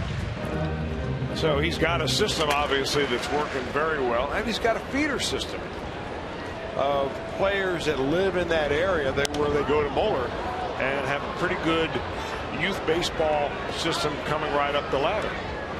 Whether it's Knothole that they play in Cincinnati or maybe Little League, depending on where they go. Maybe it's the WABC, the Southwest Ohio League, which is generally recognized as one of the best amateur baseball leagues in the entire country.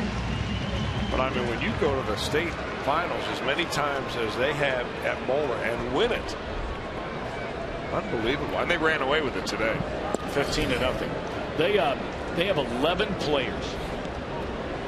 11 players that have already signed to play college baseball and are getting some financial help in terms of scholarship money next year. That is just extraordinary. You're lucky in most schools, wherever all of us come from, you're lucky if one guy on the entire high school team is getting scholarship money. you know what happens when you have a team like Moeller with so much success is that those players that are marginal type players, they may get the benefit of the doubt because they played on a winning team and they know what it's like to play when it counts. And sometimes those college scouts will give those guys a nod over someone else.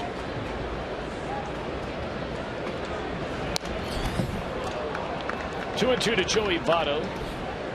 RBI triple scored in the fourth. Bounced into a fielder's choice with a runner thrown out of the plate in the second inning. Walked and scored in the first.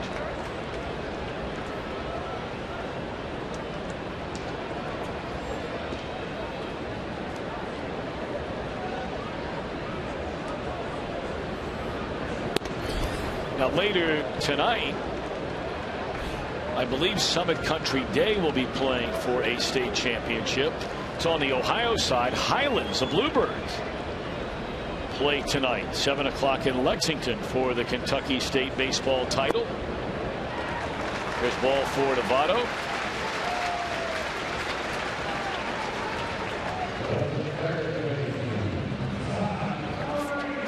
Fifth walk of the game issued by Cashner.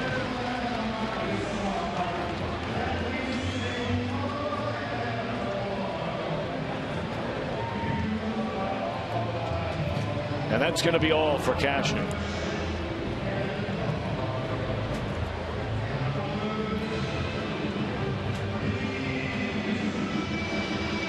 So he walks 5, one intentionally. Cashner only struck out 2 batters in his 5 2/3 innings here today. Surrenders 8 hits, so far 6 runs. This will be our Skyline Chili. Called to the bullpen, and we'll be back in a moment.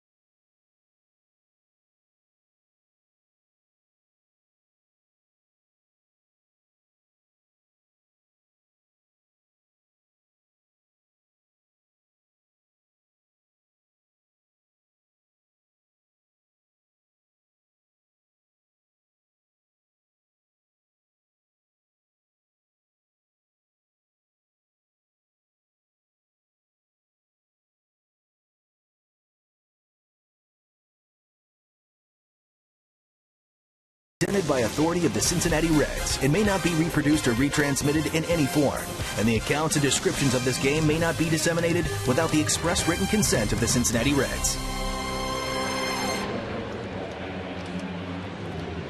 Andrew Cashner leads, trailing 6-3. Big crowd on this beautiful Saturday afternoon in Cincinnati. And Brian Price informing Michael Lorenzen his day is through. I'm not so sure from that look at Michael Lorenzen that he thought he was through, which is something you look for in a player. That kid likes to compete.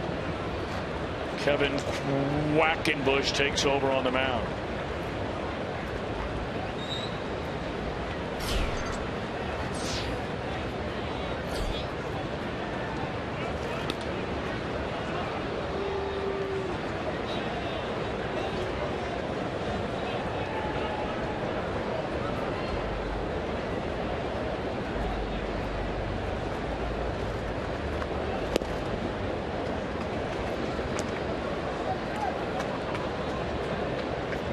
See the numbers on Quackenbush, appearing in his 17th game this season. 17 innings, 9 walks. He's averaging a strikeout per inning. And he's been scored on in 3 of his last 4 outings. Began the year on the major league roster, but then began the year in the minor leagues and brought up at the end of April.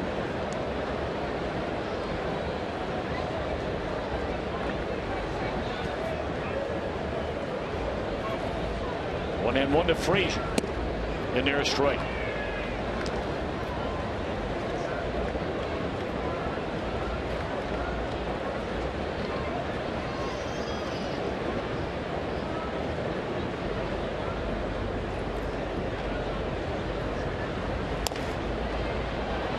Little flare in a shallow left center field. It's going to fall.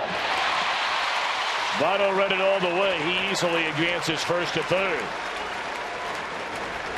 Frazier, his 3rd hit today. A pair of doubles, 3 runs batted in. Now adds a single. I think he's had a few very hard hit balls in the last week or so that just simply didn't fall in, and he's getting a little payback here on that one. I think he kept that ball from bouncing in the dirt.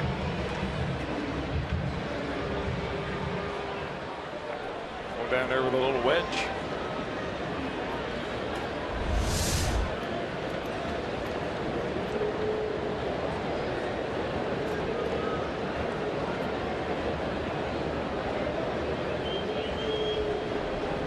A chance for Jay Bruce with runners on the corners and 2 away. Bruce hitless in 3 at bats. And the Padres have 3 infielders on the right side between the first and second base bags. They keep the shortstop on the left side of the infield, Amarista, and move over the third baseman Middlebrooks.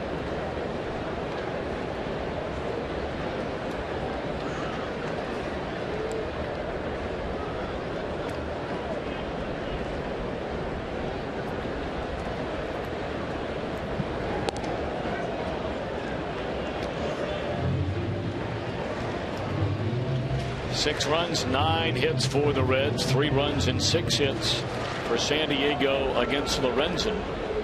Reds will get the final 9 outs, or try to, from their bullpen.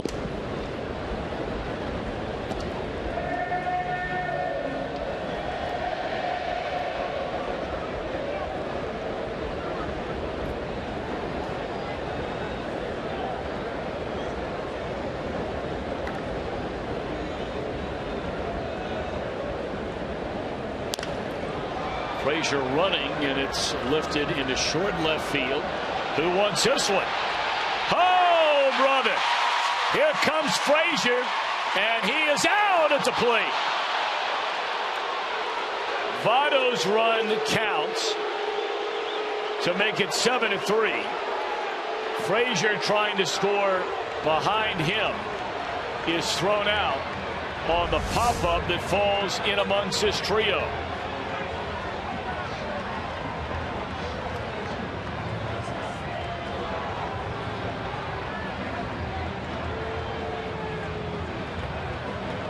Very close. Frazier thought he was safe. Reds lead 7-3. We go to the 7th inning.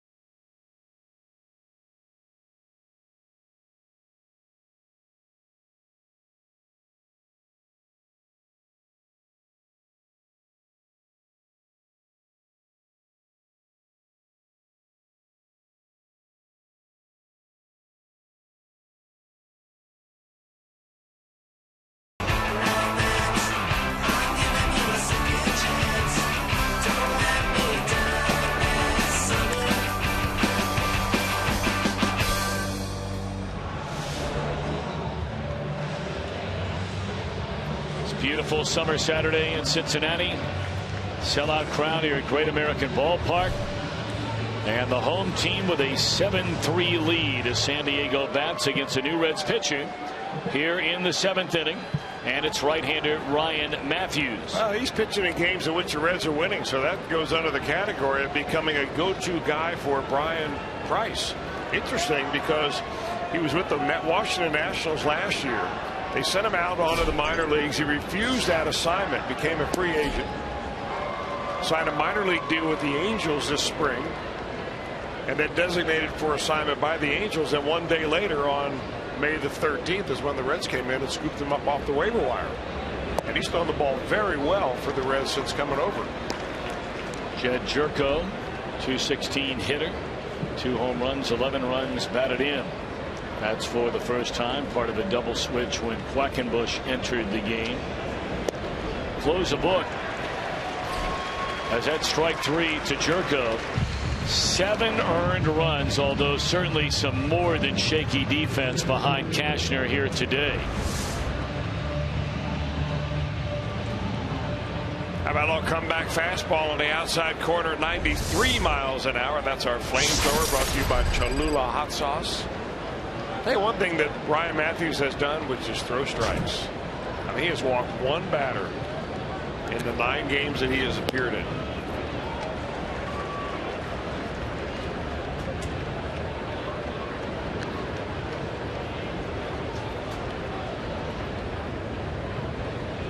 Here's Venable. Perhaps the single most unlikely player you would pick on this San Diego team to have an off day defensively. Well, I'm curious. But he had him on back-to-back hitters, which allowed the Reds to plate a couple of runs when 2 were out in the 4th inning. I don't think he's seen the ball on either side of the ball. He had a very tough time in center field. 0 for 3 right now.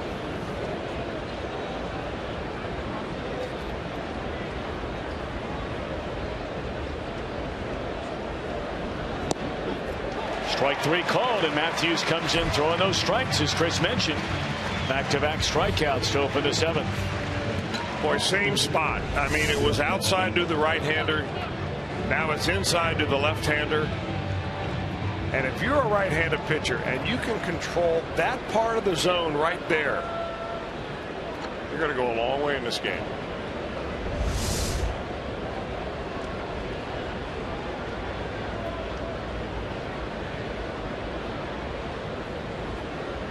That'll bring Derek Norris to the plate. 0 for 2. Walked and scored in the 2-run 5th inning. Michael Lorenzen, 6 innings, 6 hits, 3 runs earned. He walked 3 today, fanned 5.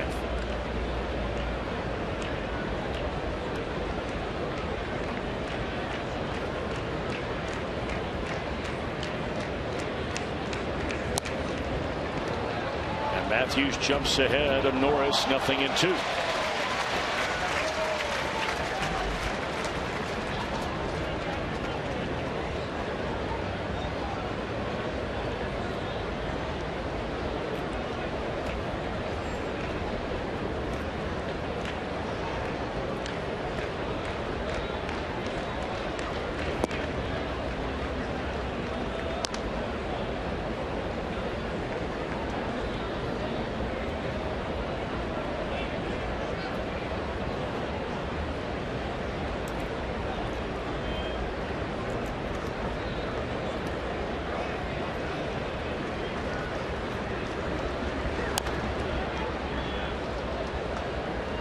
One ball and 2 strikes on Norris.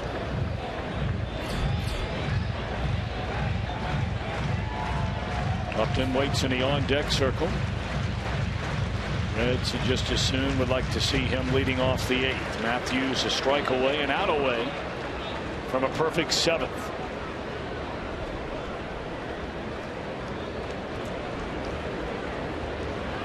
Which it is. Oh boy. The entire Reds infield was 2 steps on their way to first base. Wow. Boy, how do you take that pitch? What a pitch.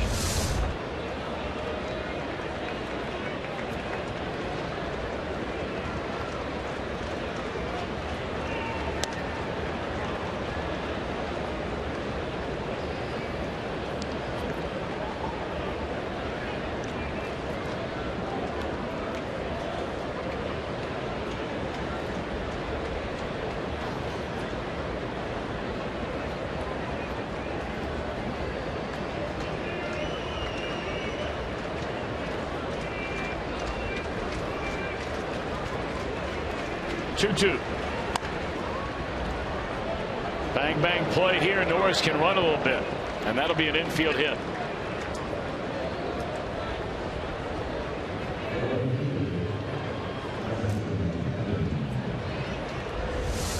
Swinging bunt, boy, if you could do this at will, you pick up a lot of hits.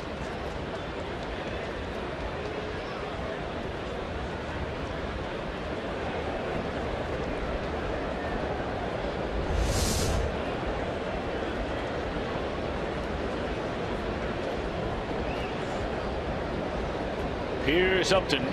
He's walked, struck out, singled, and scored.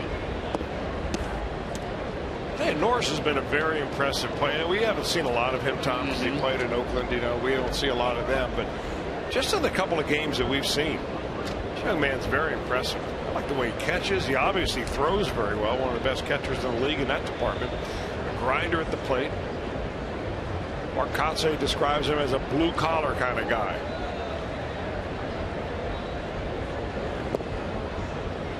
I'm stunned how well he's run today. That's another part of it. Look, at the end of the day, is that an important factor for a catcher? Of course not.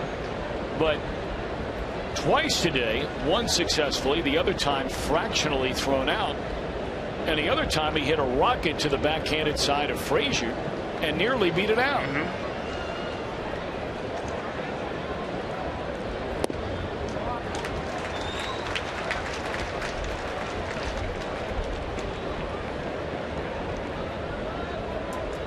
Norris hails from Goddard, Kansas. Well, you don't see a lot of Major League Baseball players come out of that state. He had signed to play collegiately at Wichita State University before being drafted. He was drafted a couple of times, once by the Washington Nationals. That's when he signed in 2007. He was acquired by Oakland in the Gio Gonzalez deal, and then the big trade involving Seth Smith coming from Oakland to San Diego. If he reaches the All-Star game as a National Leaguer, it would be his second overall. He made his first appearance last year.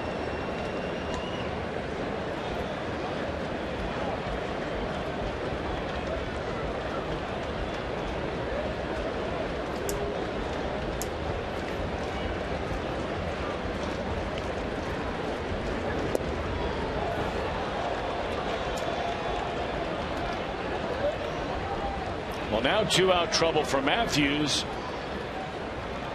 Infield single followed by a walk, and here comes Kemp, who is homered and doubled, driving in 3 his last 2 trips to the plate.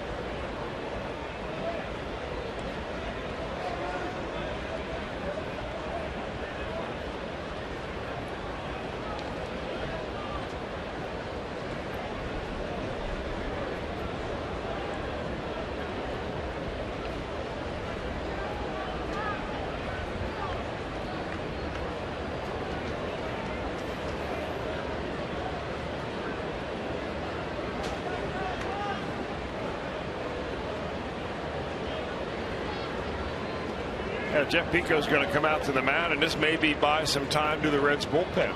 Tony Cingrani is up and throwing in the pen right now. Well, he was just breezing right through this inning. He retires the first 2 on strikeouts, both with perfect pitches. Then an infield bouncer by Norris, a walk to Upton, and the Padres are a mistake pitch away from making this a very tight ball game.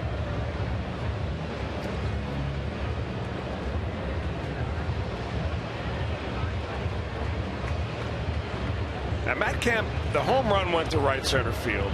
The double that he hit over the head of Jay Bruce, obviously right center field.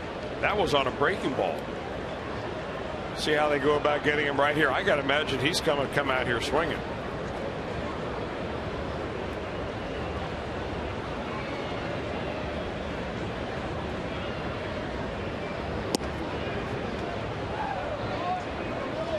Can't be easy to see because the shadows now that coming from the top of the stadium are about halfway between pitcher's mound and home plate.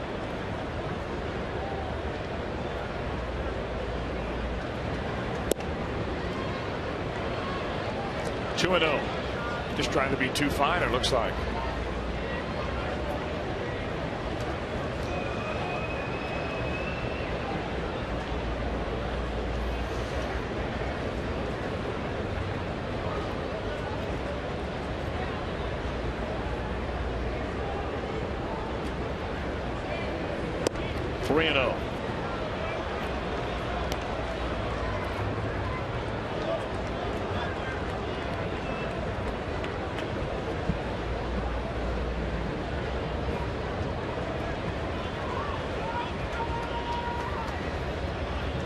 To Kemp, and there's a 4-pitch walk to load the bases. The tying run comes to the plate, and that'll be all for Matthews. Cingrani will be brought on to face Yonder Alonso. Boy, it is just never easy. You know, that's got to be something mental right there, because you know when you come in and you strike out the first 2 guys, and then you get a little base hit, and then you walk the next 2 batters, and you haven't only walked 1 batter in all the appearances you've had here. Nerves are getting to you.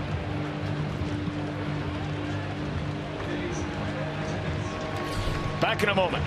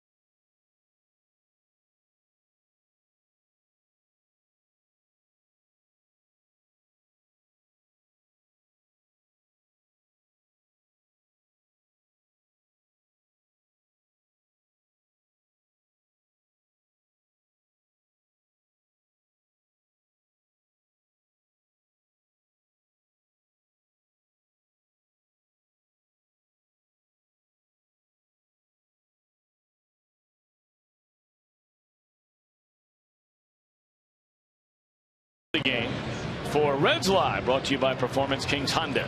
All right, big moment in this game right now. 2 outs, nobody on after back-to-back strikeouts by Matthews. Infield hit, walk. Matthews exit stage left, and here comes Tony Cingrani to face a left-handed batting Yonder Alonso. And there a strike. Now, not a lot of at-bats this year for Alonso against left-handers. He's missed a month. But when given a chance, 8 hits and 18 at-bats. Now, the reason he would be good against left-handers is that he is committed to hit the ball in left field. He's done that both times with base hits here. That's the reason Botto hits lefties well.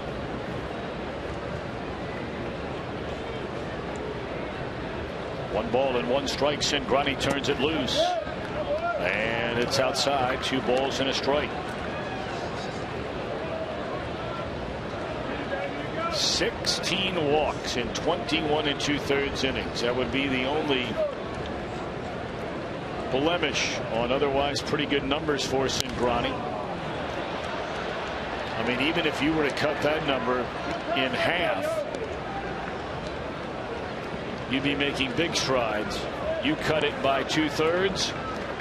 Now you have something. Well, it would be interesting to know, and I guess you could figure it out one way or another, is that how many of those walks have come around to score. But this is about as far as you want to go in this count here on a 2-2 count. This is your decision pitch.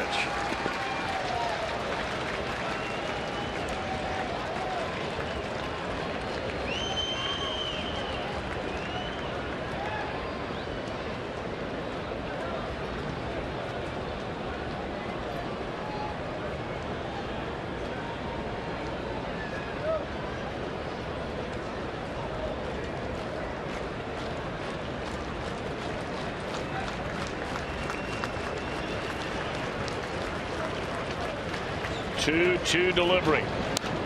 For a strike, but it's fouled away.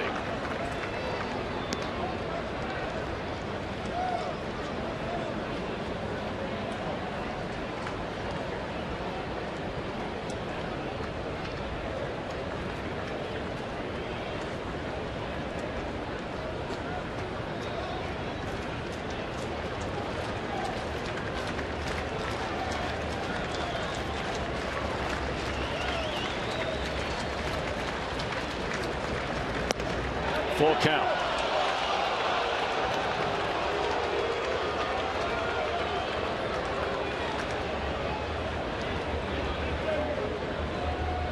Well, you're not trying to hit the corner here. You're just trying to throw a strike.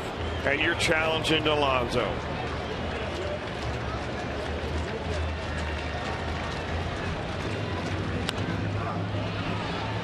Still 3 balls and 2 strikes is once more fouled away by Yonder Alonso. Yeah, that's a good job by Alonso, because normally that pitch, that high fastball by Cingrani, is his bread and butter. That's the one that he gets with the majority of the strikeouts on.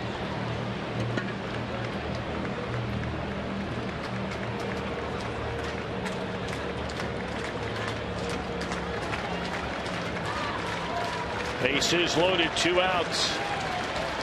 3 balls, 2 strikes to Yonder Alonso. And another strike, but another foul ball.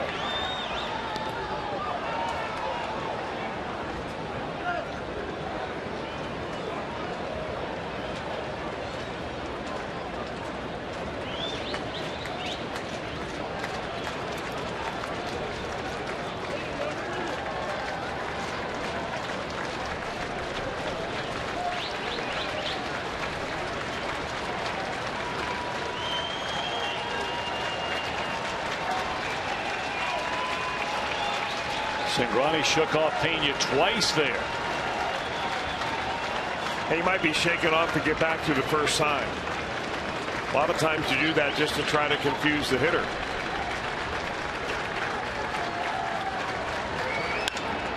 That ball is hammered into right center field. Bruce at the wall. We are tied. Wow.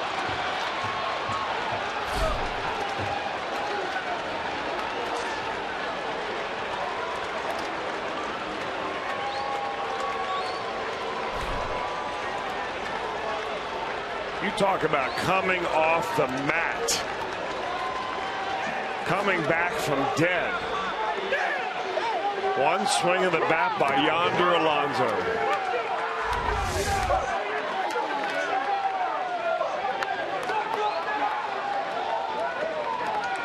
A 9-pitch at bat that ends like this. We have talked about it so many times. You get tired. But once you get into a Major League Baseball game from the 7th inning on, walks are so much more magnified, and they become an absolute death sentence to Major League relievers. And look no further than this inning. 2 outs, nobody on. Infield hit. Walk. Walk. We've even talked about getting to 3 balls and a count. Are we getting a review of some kind here, Tom? I think they want to see if a fan probably interfered with that ball before it went over the wall in right center field. If I had to guess, would be the challenge. Was there fan interference out there in right center? Because that ball barely cleared the wall. Mm-hmm.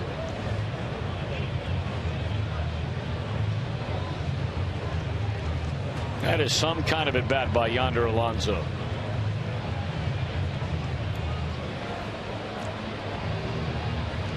We'll give you the best looks that we have here.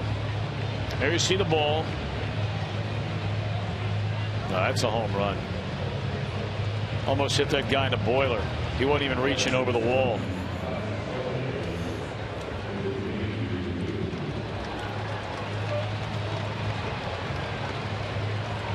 It did hit him in a boiler. Hands, boiler, hands. Yeah, yep.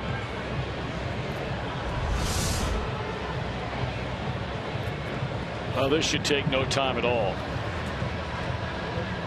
It's the first home run against a left-handed pitcher for Yonder Alonso since May the 3rd, 2013. off of Wade Miley, then of the Arizona Diamondbacks. Second career grand slam for Alonso. So a 6-1 lead, a 7-3 lead has vanished in seemingly the blink of an eye. 6-1 became 6-3. 6-3 became 7-3. 7-3 even at 7 on the grand slam by Yonder Alonso.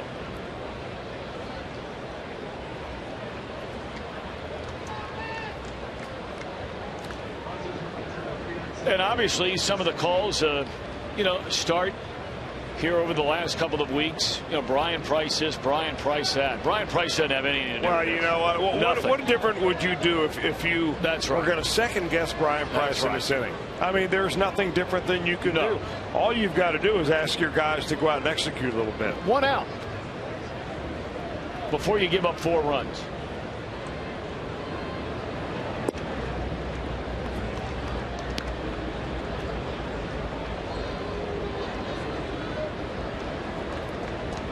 Well, this sellout crowd of almost 41,000 is just stunned into silence.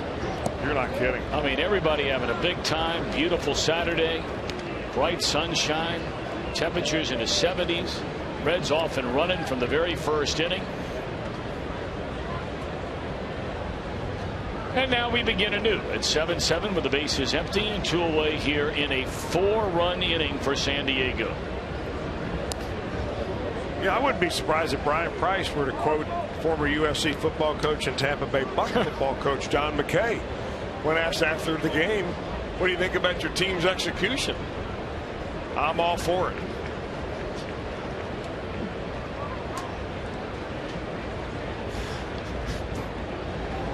Truly one of the great lines of all time in any walk of life.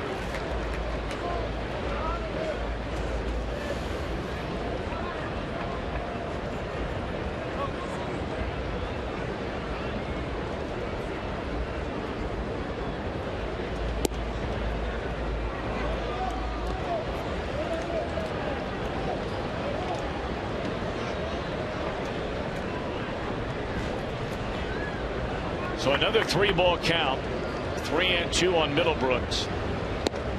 You know, you can look at this 2 ways if you're the Reds. You can roll over and die, or you can get out there and get back after it and say, you know what, we're in a tie ball game. Let's make believe this is 0-0, not 7-7, and that we've blown the lead and we look horrible in front of a big crowd. Let's go out and win the ball game.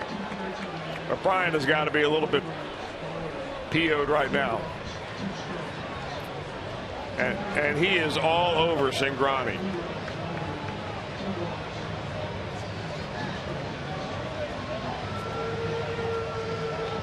I like it.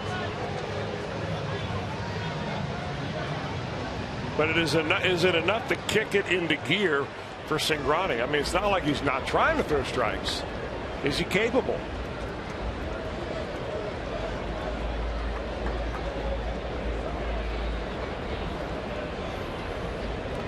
Here's Solarte.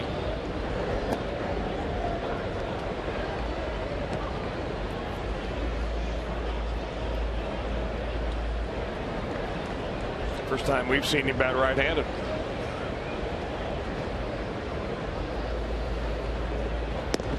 Ball 1.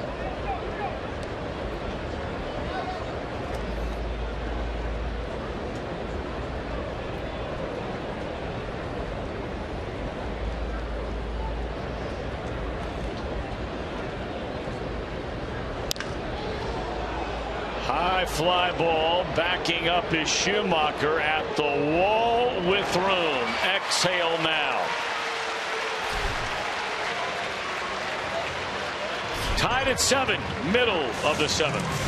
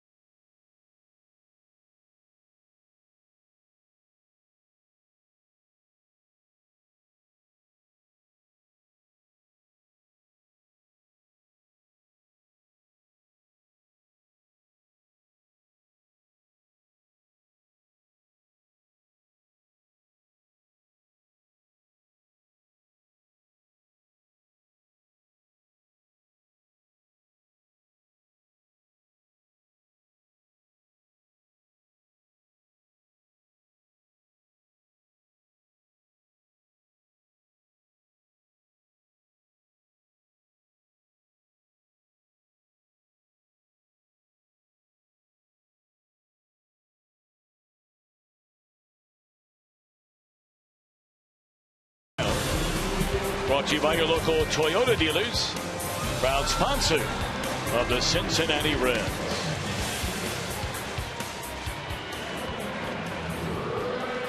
Well, Brian Price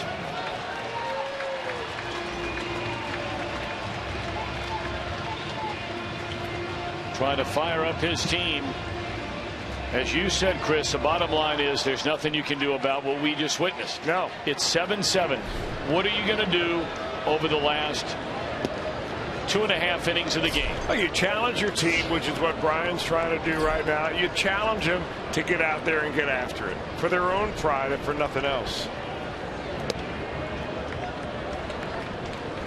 I mean, it's not been a badly played game by the Reds. They made a couple of mistakes. They ran themselves out of an inning. They played some good defense. They've had some good at bats. They ran Cashner out of the game. Dumped a lot of earned runs on him. Meanwhile, the Padres go to their bullpen. We saw him last night. Brandon Maurer. And there's a bouncing ball to the right side by Pena, who's thrown out to start the Reds' 7th inning. This is a real good scouting job, I think, by the Padres when they picked up Maurer. He was with the Seattle Mariners. They traded Seth Smith to get him. And Seth Smith is a pretty good outfielder, good player. But Maurer really struggled as a starter. And I think the Padres looked at him and looked at his stuff and said, you know, his arm is really good. And he's got 2 good pitches, but maybe has not made the transition yet to be a starter. Doesn't do well when he starts facing the same batters the second and third time in the same game. So they convert him to reliever, and he may be one of the better arms that they have down there.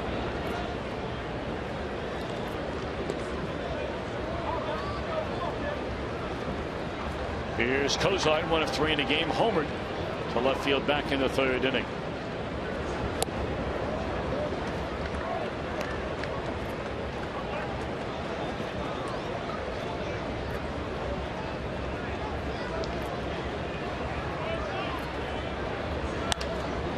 Ball hit hard in the right center, but there's Kemp for the 2nd out.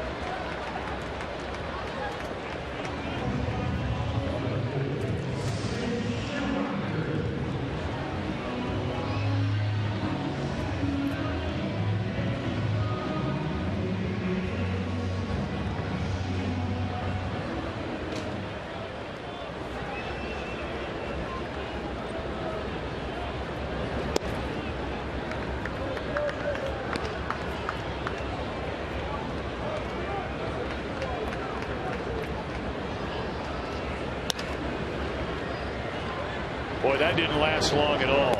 That is a 9-pitch inning to get 3 outs. And the Padres are coming right back to the plate.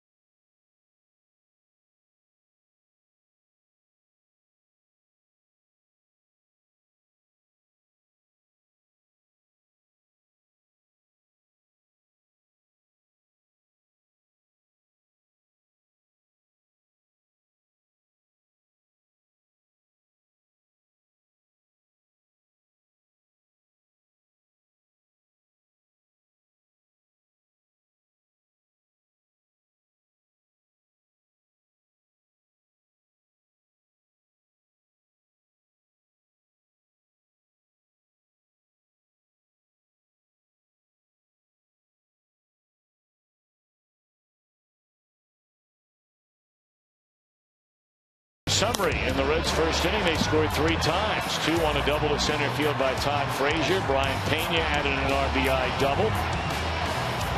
Cozart made it 4-0 in the 3rd inning with a solo home run to the seats and left. but San Diego started to get back in it. Got a run in the fourth, couple of runs in the fifth. Reds attacked on 2 more by then for a 6-1 lead.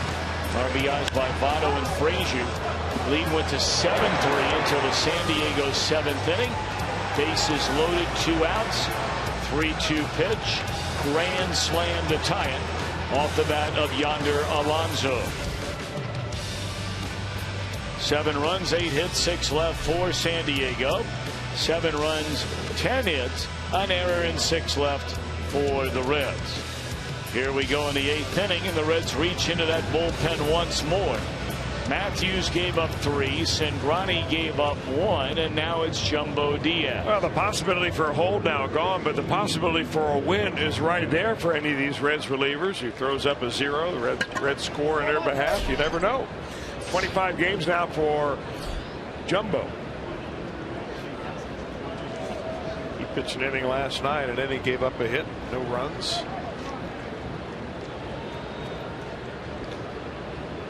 Abraham Almonte comes off the bench. He had an extended at bat as a pinch hitter last night. Wound up making it out. He faced Jumbo. Got off a number of pitches before bouncing out to Brandon.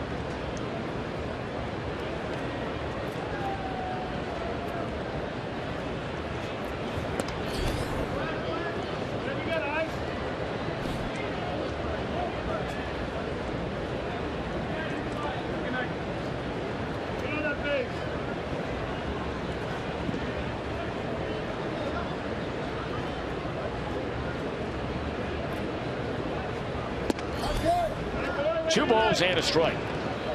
Almonte to be followed by Jerko, and then Venable. 8, 9, and 1 in the San Diego lineup.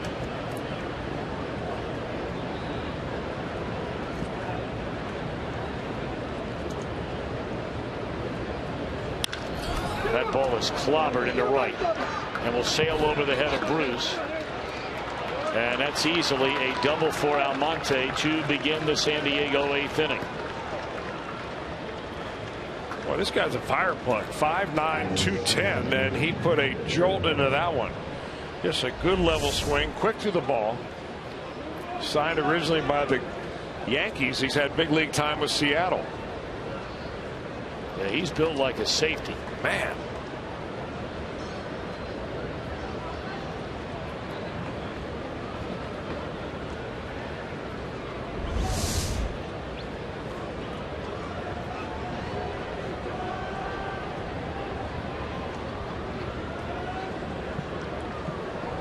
Well, you got to figure Jerko. Well, Joey Votto not believing he's going to bunt. No sign of a bunt. No. Well, that's a go-ahead run out there at second base with nobody out. I'm a little surprised, too. You know, they may give him one swing with which to try to get something done. He didn't look like he was even trying to hit the ball the right side there.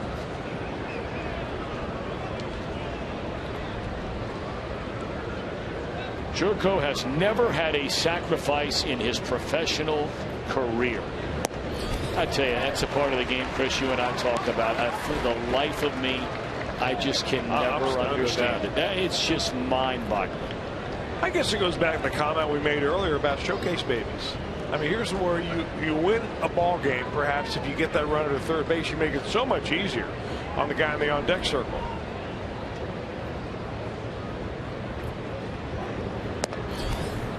Jumbo reaching back for a little bit more. This is as hard as we have seen Jumbo throw all year long. 100 miles an hour on that last pitch.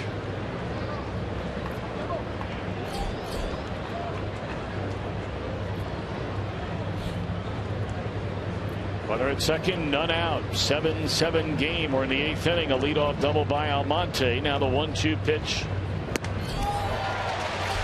One away in the inning. Wow. Thank you very much. Very much he's right.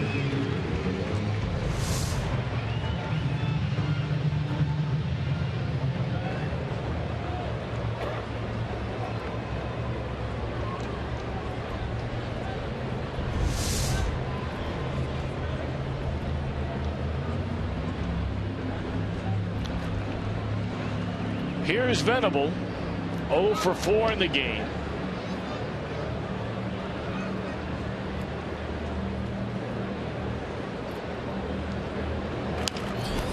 pulled foul.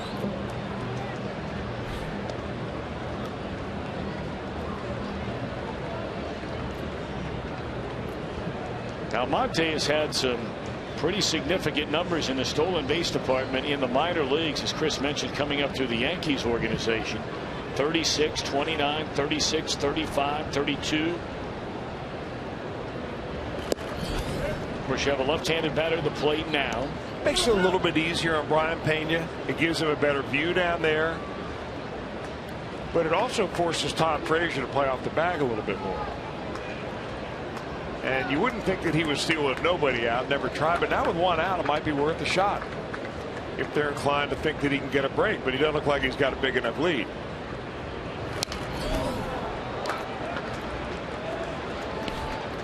Jumbo jumps ahead of Venable at 1 ball and 2 strikes. You know, you're looking for a breaking ball when you're trying to attempt to steal. Jumbo's throwing nothing but heat right now. I think that double woke him up.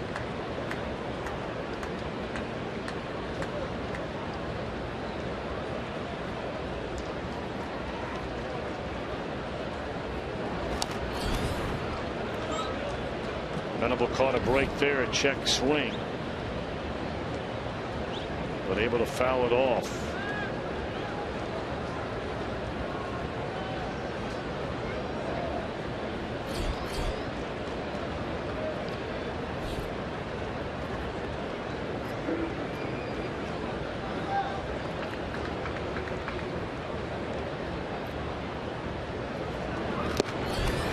Swing and a miss, 2 out.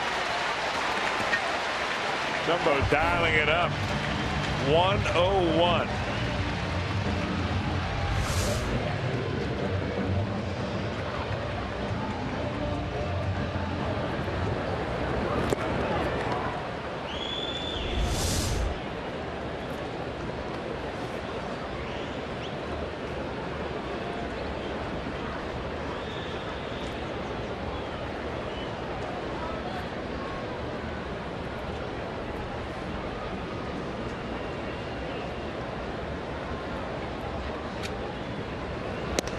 Fastball up and in on Derek Norris. Ball 1.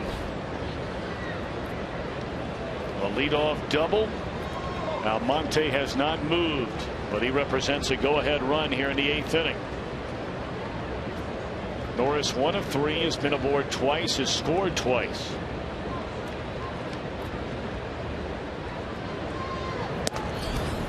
He has the 2nd most runs batted in on his Padre team. 2 behind the 37 of Justin Upton.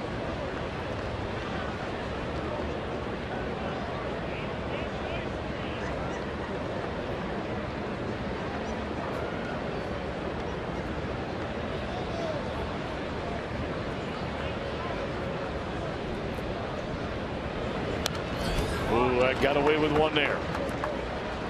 I mean, 99 gas, you say get away with one, but we've seen Norris put some good swings on fastballs the first 2 days. He hit a rocket off Lorenzen's fastball up the 3rd base line. Frazier went behind the bag and threw him out by an eyelash.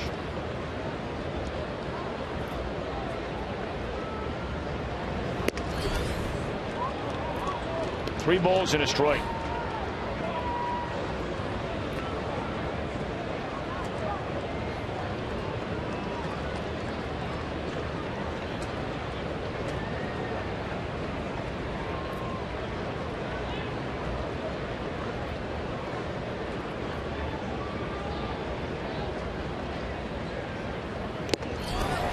Three and 2.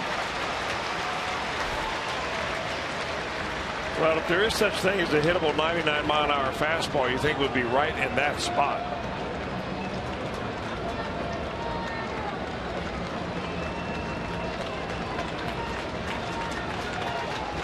Not a whole lot of guessing going on here.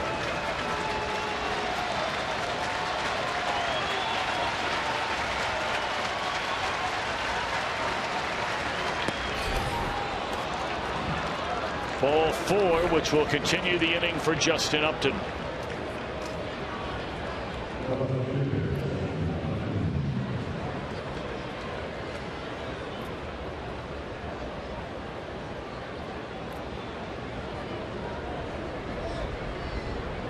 That is the 7th walk that Reds pitching has given up this afternoon. But you add that to the 9 hits the Padres have had. They've had guys on base all game long. 3 of the prior 6 have come in to score.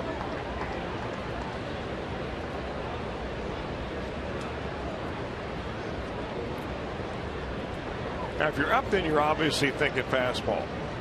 But are you hacking at the first pitch, or do you want to see something from Jumbo first? Upton's a guy that normally likes to swing the bat, isn't he?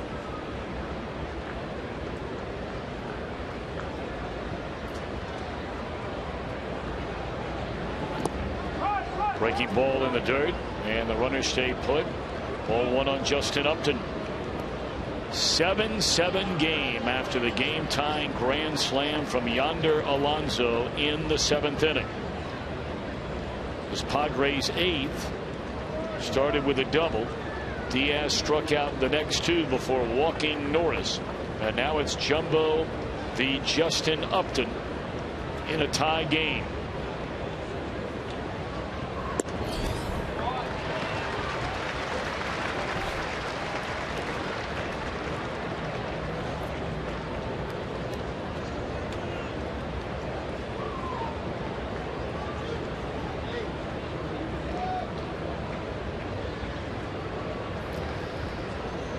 One pitch. Matt Kemp waits on deck.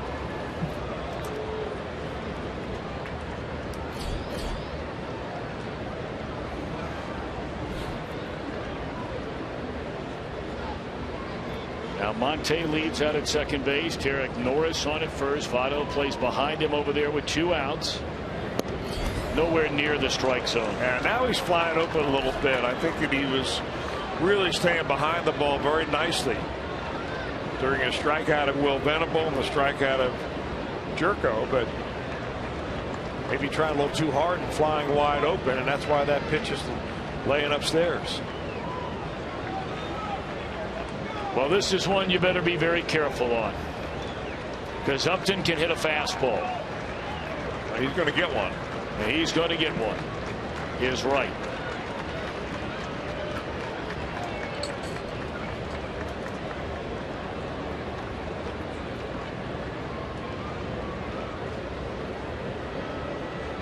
Three balls and a strike to Justin Upton, and here it is. Beat him with a fastball at 99 miles per hour.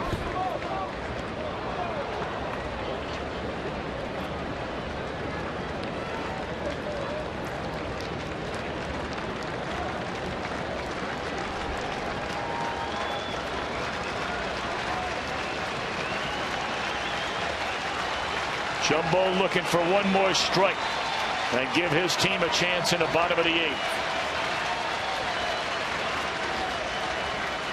3-2 pitch. They're loaded. Another walk.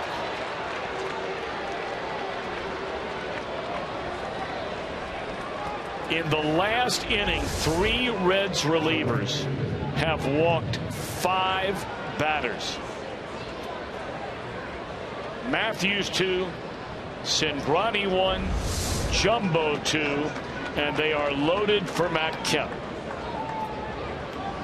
And not only 8 walks in the game, 7 of the 8 walks have come with 2 outs in an inning. But a chance to still keep it a tie game. Not anymore. Into left field, a base hit by Kemp. Will score 2. And the Padres lead for the first time today.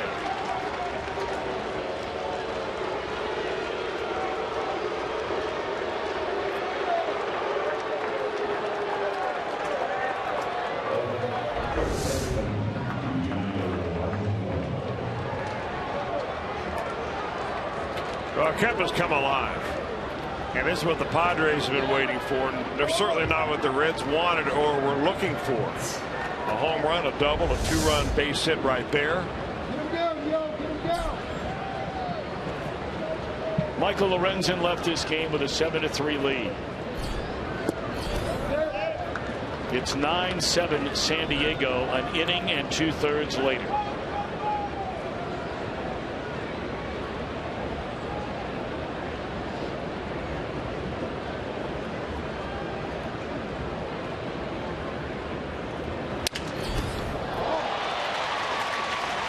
San Diego scores twice, middle of the 8th. Padres in front, 9-7.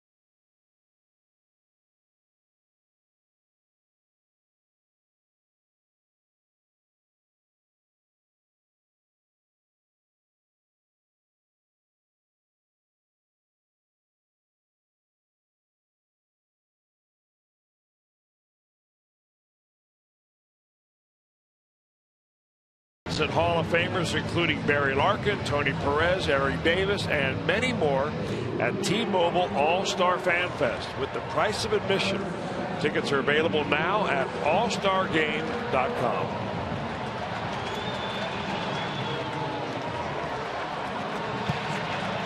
I don't know if any of you have seen this. They started work, and I don't know how well you're able to tell about the mustache, the All-Star Game logo. That's going on the Scripps building in downtown Cincinnati. You already see the hat. I like the mustache red right and here. white stripes to the top of the hat.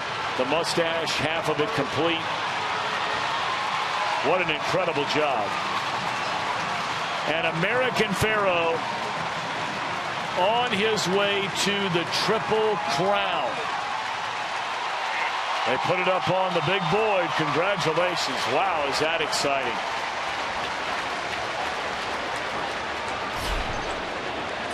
$38 years, right?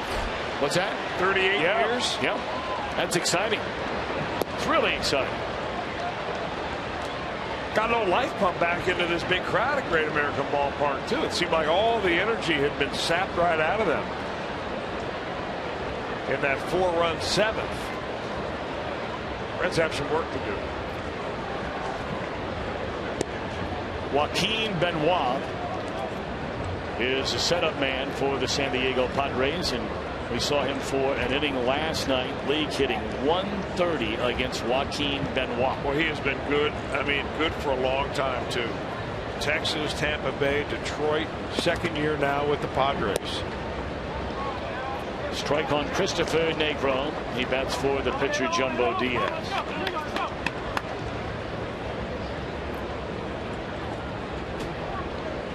Well, I have a little good news for you that might brighten your spirits. I'm waiting. You know, we're talking about Moeller winning the state high school baseball championship Division I today. Summit Country Day will play later. Talked about Highlands will play tonight for the Kentucky State Baseball Championship. We mentioned last night 2 of our area schools were playing for state championships in lacrosse. One of them you are close to, the other I am close to. Wow. And they're not playing each other. No, they're playing your different school would be divisions. Division I. Okay. Mine would be Division II. All right. Any updates? My school, Marymount, going for its 3rd straight state championship, lost in double overtime by 1. Your St. X Bombers have just won the Division I state championship in lacrosse, beating the defending champion Upper Arlington Golden Bears. Always good to beat Upper Arlington in any sport. Yes. No There's offense, strike Columbus, 3 but call. Well, go Bombers. It's been a good weekend for Cincinnati area teams in a lot of different sports. I mean, Cincinnati area teams also encompassing Northern Kentucky. So. Track playing out in both Ohio and Kentucky, having the state championships over the weekend.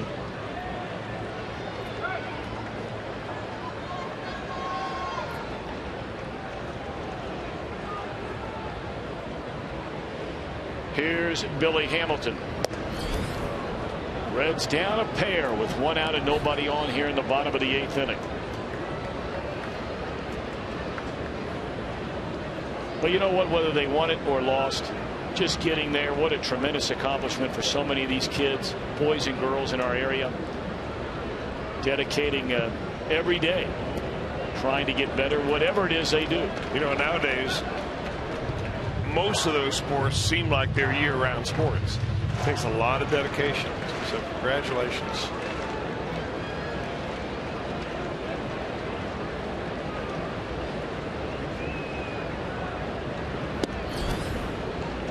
Two and 1 to Billy Hamilton.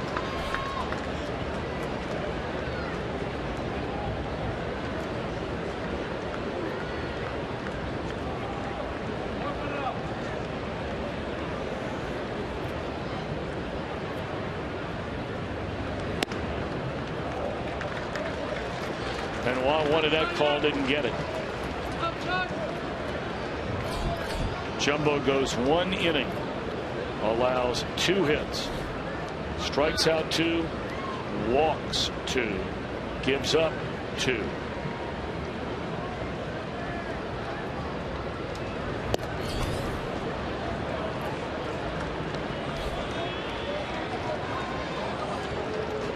We did not see the San Diego closer last night. Former Atlanta stopper and Craig Kimbrell. We may see him in the 9th inning today. Fly ball deep right center will be caught by Venable for the 2nd out.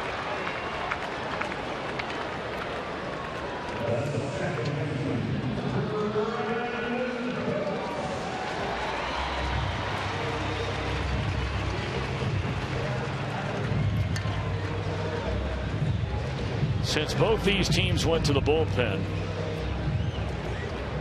the last 2 innings, not a single Red has reached base, which means no walks, along with no hits. In the last 2 innings, the Padres have scored 6 times on 4 hits and 5 walks. Brandon Phillips takes ball 1.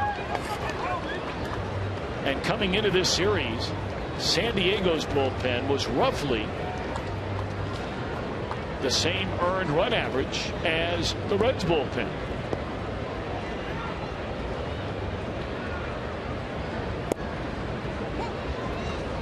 Well, the Padres have been pretty good last couple of years. We mentioned yesterday, I think they blew 1 game last year when leading after 6 innings. This year, after 6, they're 17-1. After 7 leading, they are 20-1. They're 25-0 after leading after 8. Pretty good. So they had figured out a way to shorten the game.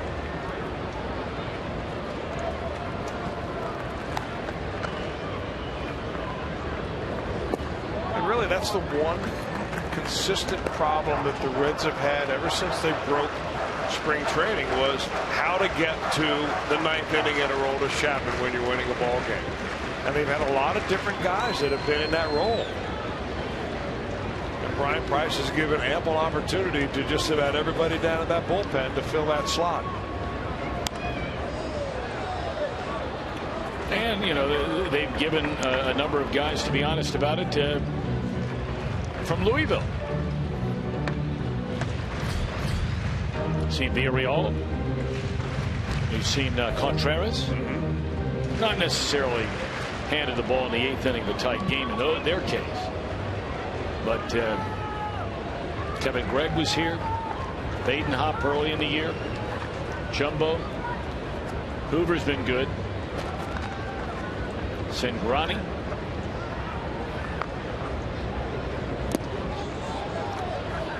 Foul tipped into the mid of Norris. It's a 1-2-3 inning for Benoit.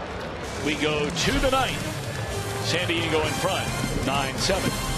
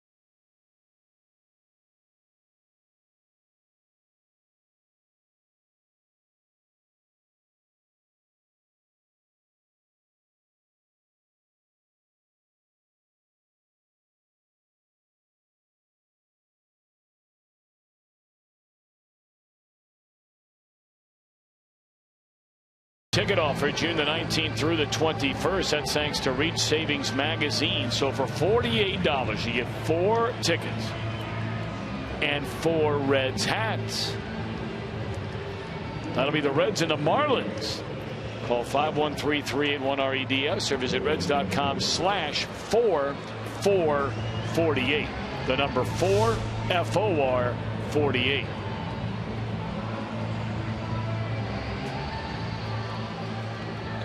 Padres will bat against a new Reds pitcher, the right-hander Burke Badenhop.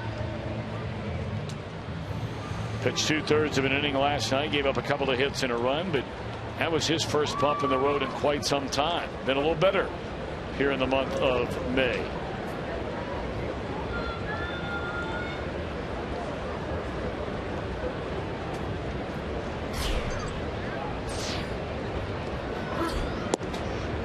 Strike one to Will Middlebrooks.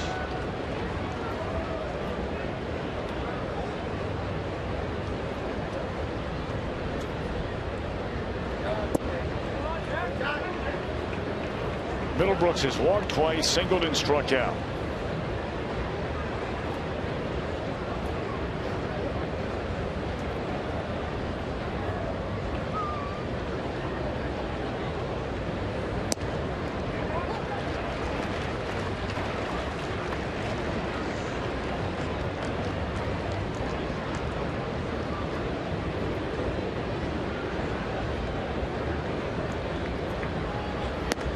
Hey, I don't know if you saw, talked about American Pharoah winning the Triple Crown today.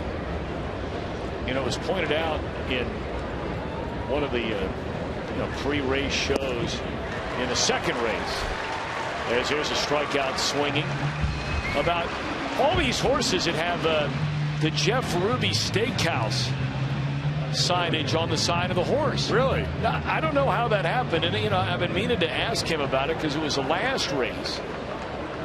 There are a number of the jockeys that have that advertising on their attire. Well, I've read some of his tweets where he will include a photo of a number of jockeys that evidently are eating at his restaurants. Yeah, and that's pretty cool. I did not know he was in that sport, into that. I had no idea either. That's sport pretty of cool. Kings. Well, he has been one of the restaurant kings. Certainly here for a long, long time. There's a drive into deep right field, but Bruce will have room, and that'll take care of Solarte, 2 away in the inning. Well, tomorrow, 30 minutes before the first pitch, we invite you to join us, as we do for every game on Fox Sports Ohio, with the Reds Live, presented by Ray St. Clair Roofing. Matchup tomorrow: Despagne v. Cueto. Reds Live gets underway at 12:30 tomorrow, and our game coverage starts at 1 o'clock.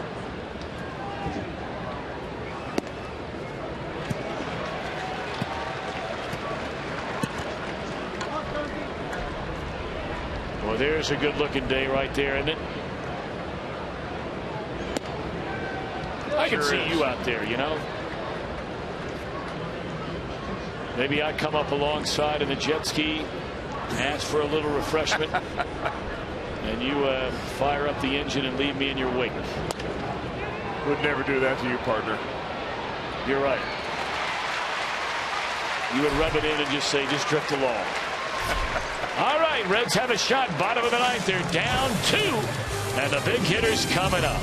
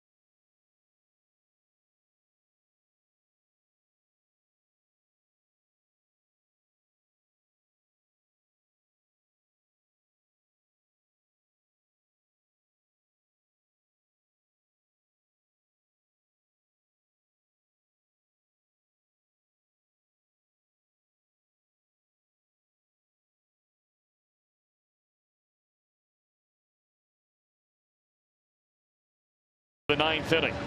They are down 9-7. Look at those little guys out there, and that young lady.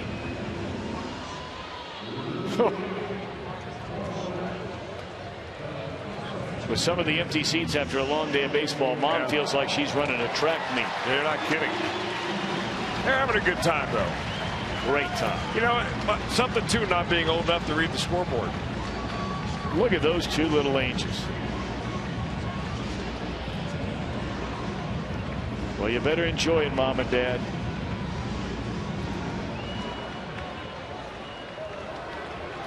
Here's Kimbrel, very high earned run average for him. 8 walks in 20 innings. He's really been hurt by the long ball. That is the one real surprise. Kimbrel in the 20 innings has given up 3 home runs. And the Reds have Votto, Frazier, Bruce, and they hope, if not just those 3, some more. Of course, those 3 can win it for you. Well, he's only blown 1 save out of 13 tries. But what they were expecting in San Diego was a dominating 1-2-3 inning every time he takes them out, which is pretty much what he gave the Atlanta Braves. And he's just not quite there with the walks. He's been giving up some hits. Still's got a lot of on his, a lot of fastball though.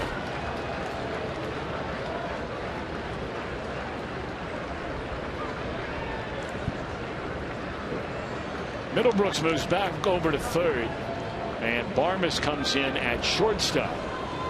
Still Solarte at second and Alonso at first base. 1-1. Breaking ball too low. Churko, I beg your pardon, remains in at second base.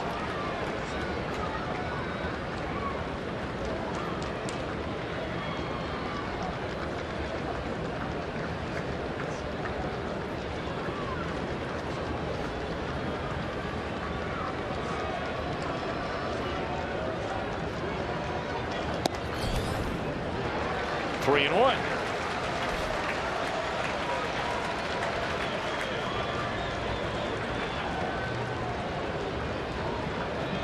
Well, walks have certainly hurt the Reds pitchers today, especially their bullpen. Perhaps the same will hold true for San Diego. Kimbrel, a 3-1 count on Joey Votto.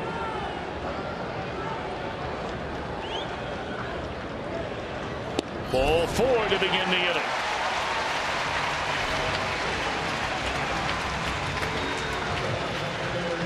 Here comes Frazier. Our steel power tool performer. A 3-hit day for Frazier. His 7th in his last 11 games here at Great American Ballpark.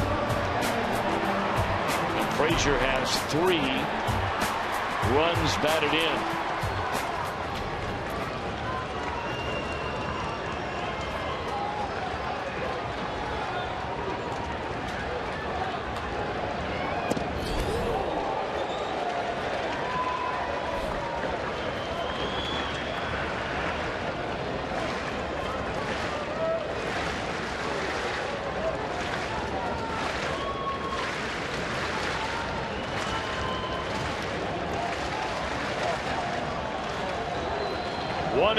Frazier.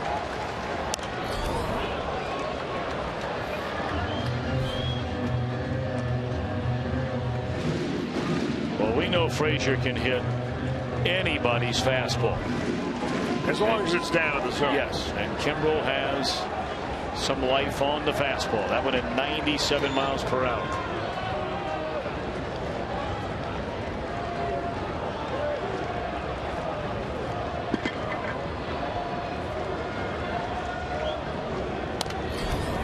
It was a real blockbuster trade that brought Kimbrel to San Diego. He came in exchange for Carlos Quinton and Cameron Maven, really the main guys in that trade that went to Atlanta. And this was only a year after he signed a 4-year deal with the Atlanta Braves. They thought he was going to be a Braves closer for a long time. 4 years in a row he has led the National League in saves. 47 of them last year, 50 the year before.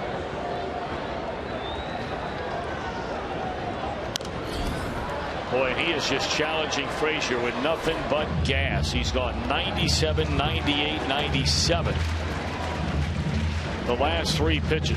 But one thing that bothers a lot of front office operatives and scouts is the number of games a reliever is in year after year after year until he just can't handle it anymore. And he has been in at least 54 games in the last 4 years straight. That's a heavy workload, especially for a guy that relies on that 98-mile-an-hour fastball. 2-2. And sometimes the first thing to go is not the velocity, but the location.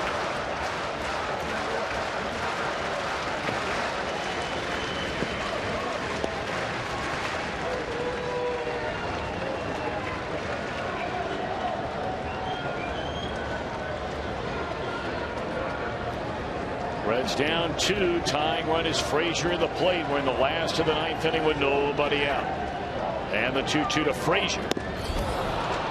Went for the high fastball and came up empty. 1 out. Yeah, that's just about a nearly impossible pitch to get on top of.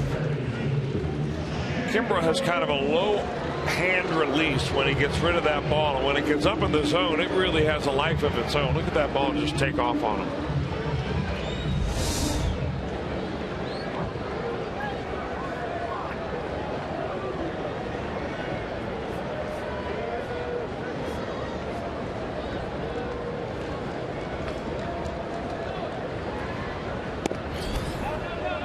Jay Bruce looks at ball 1. Bruce 1 of 4, knocked in a run with a single. That little pop up into left field that Amarista could not get to, nor could Justin Upton. It scored Votto, and then Frazier was thrown out at the plate by Upton to end that inning.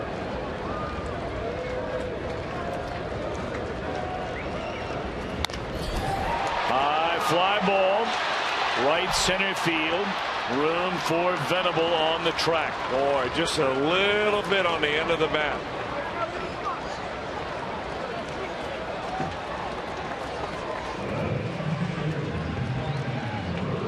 We have seen Bruce so many times this year. Just like that.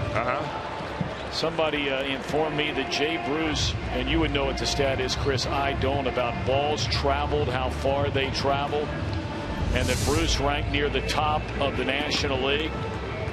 And I thought to myself, I was scratching my head just saying, well, what does that mean? I don't know what it means. I know he has 7 home runs, but I don't know what that means. Is that a lot of fly balls to the warning track? I'm not being facetious. I'm being serious. I know what you mean. I guess it's a way, it's an indicator to show whether guys got power or not, and then whether the power translates. I mean, do you want a guy flying out of 300 feet, or do you want a guy flying out of 380 feet? More fly balls go out of the ballpark when you average longer fly balls. Do they factor in home runs? I believe they do, yeah. Pena, a fly ball in a shallow center field. It will fall in a hit. They will hold Votto at third. And now the Reds will send the winning run to the plate. They have the tying run on at first base.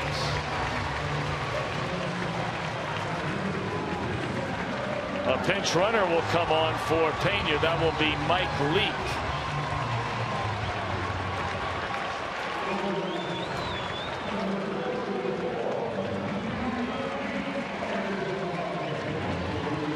Pena 2-hit day today, including an RBI.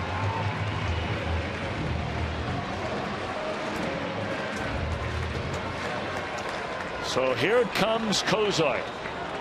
One of the reasons that ball fell in is that the Padres were in a no doubles mode. They had their outfielders really pressed against the wall right here, and they're in the same spot right now. They want to make sure a ball does not get by any outfielder and allow Mike Leake to come around to score from first.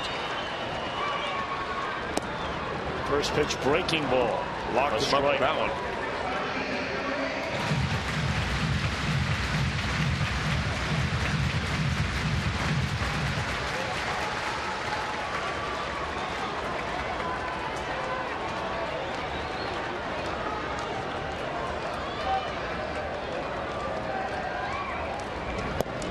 Back-to-back breaking balls. That one missed.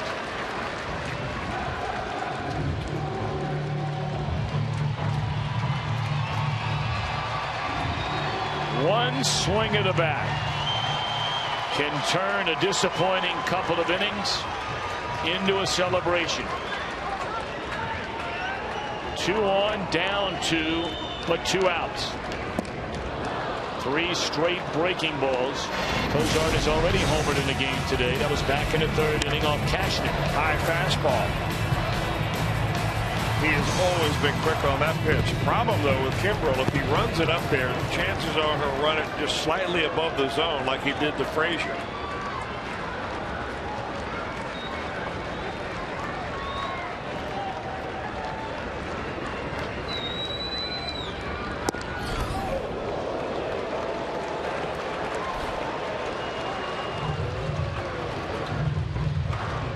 Two and 2 to Cozart as Kimbrel just missed with 98 off the outside corner.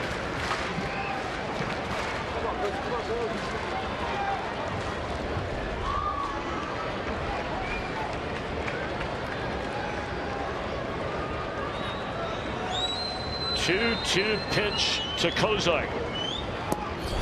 Full count. Schumacher would be next.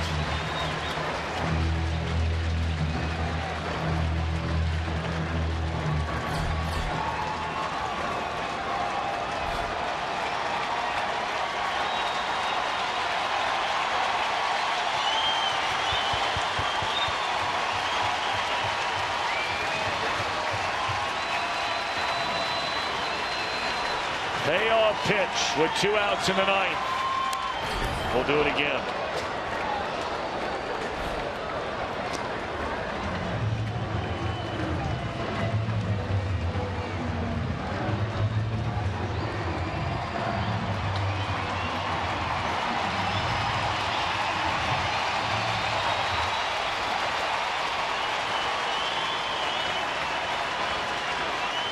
Tying run at first. Winning run at the plate.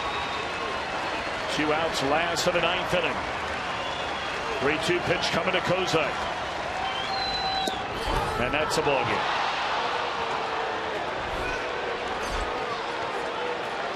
The Reds had 2 disappointing losses to begin this week in Philadelphia. Today, perhaps as devastating as those other 2. As they blow leads of 6-1 and 7-3 in a 9-7 loss. Reds Live's coming up next. Our Miller Time moment. The day from Matt Kemp. He had not homered. Going all the way back to May the 18th. Well, when he comes to Great American Ballpark, things start to swing in his favor. Had the big hit to drive in 2, breaking the 7-7 tie in the 8th inning.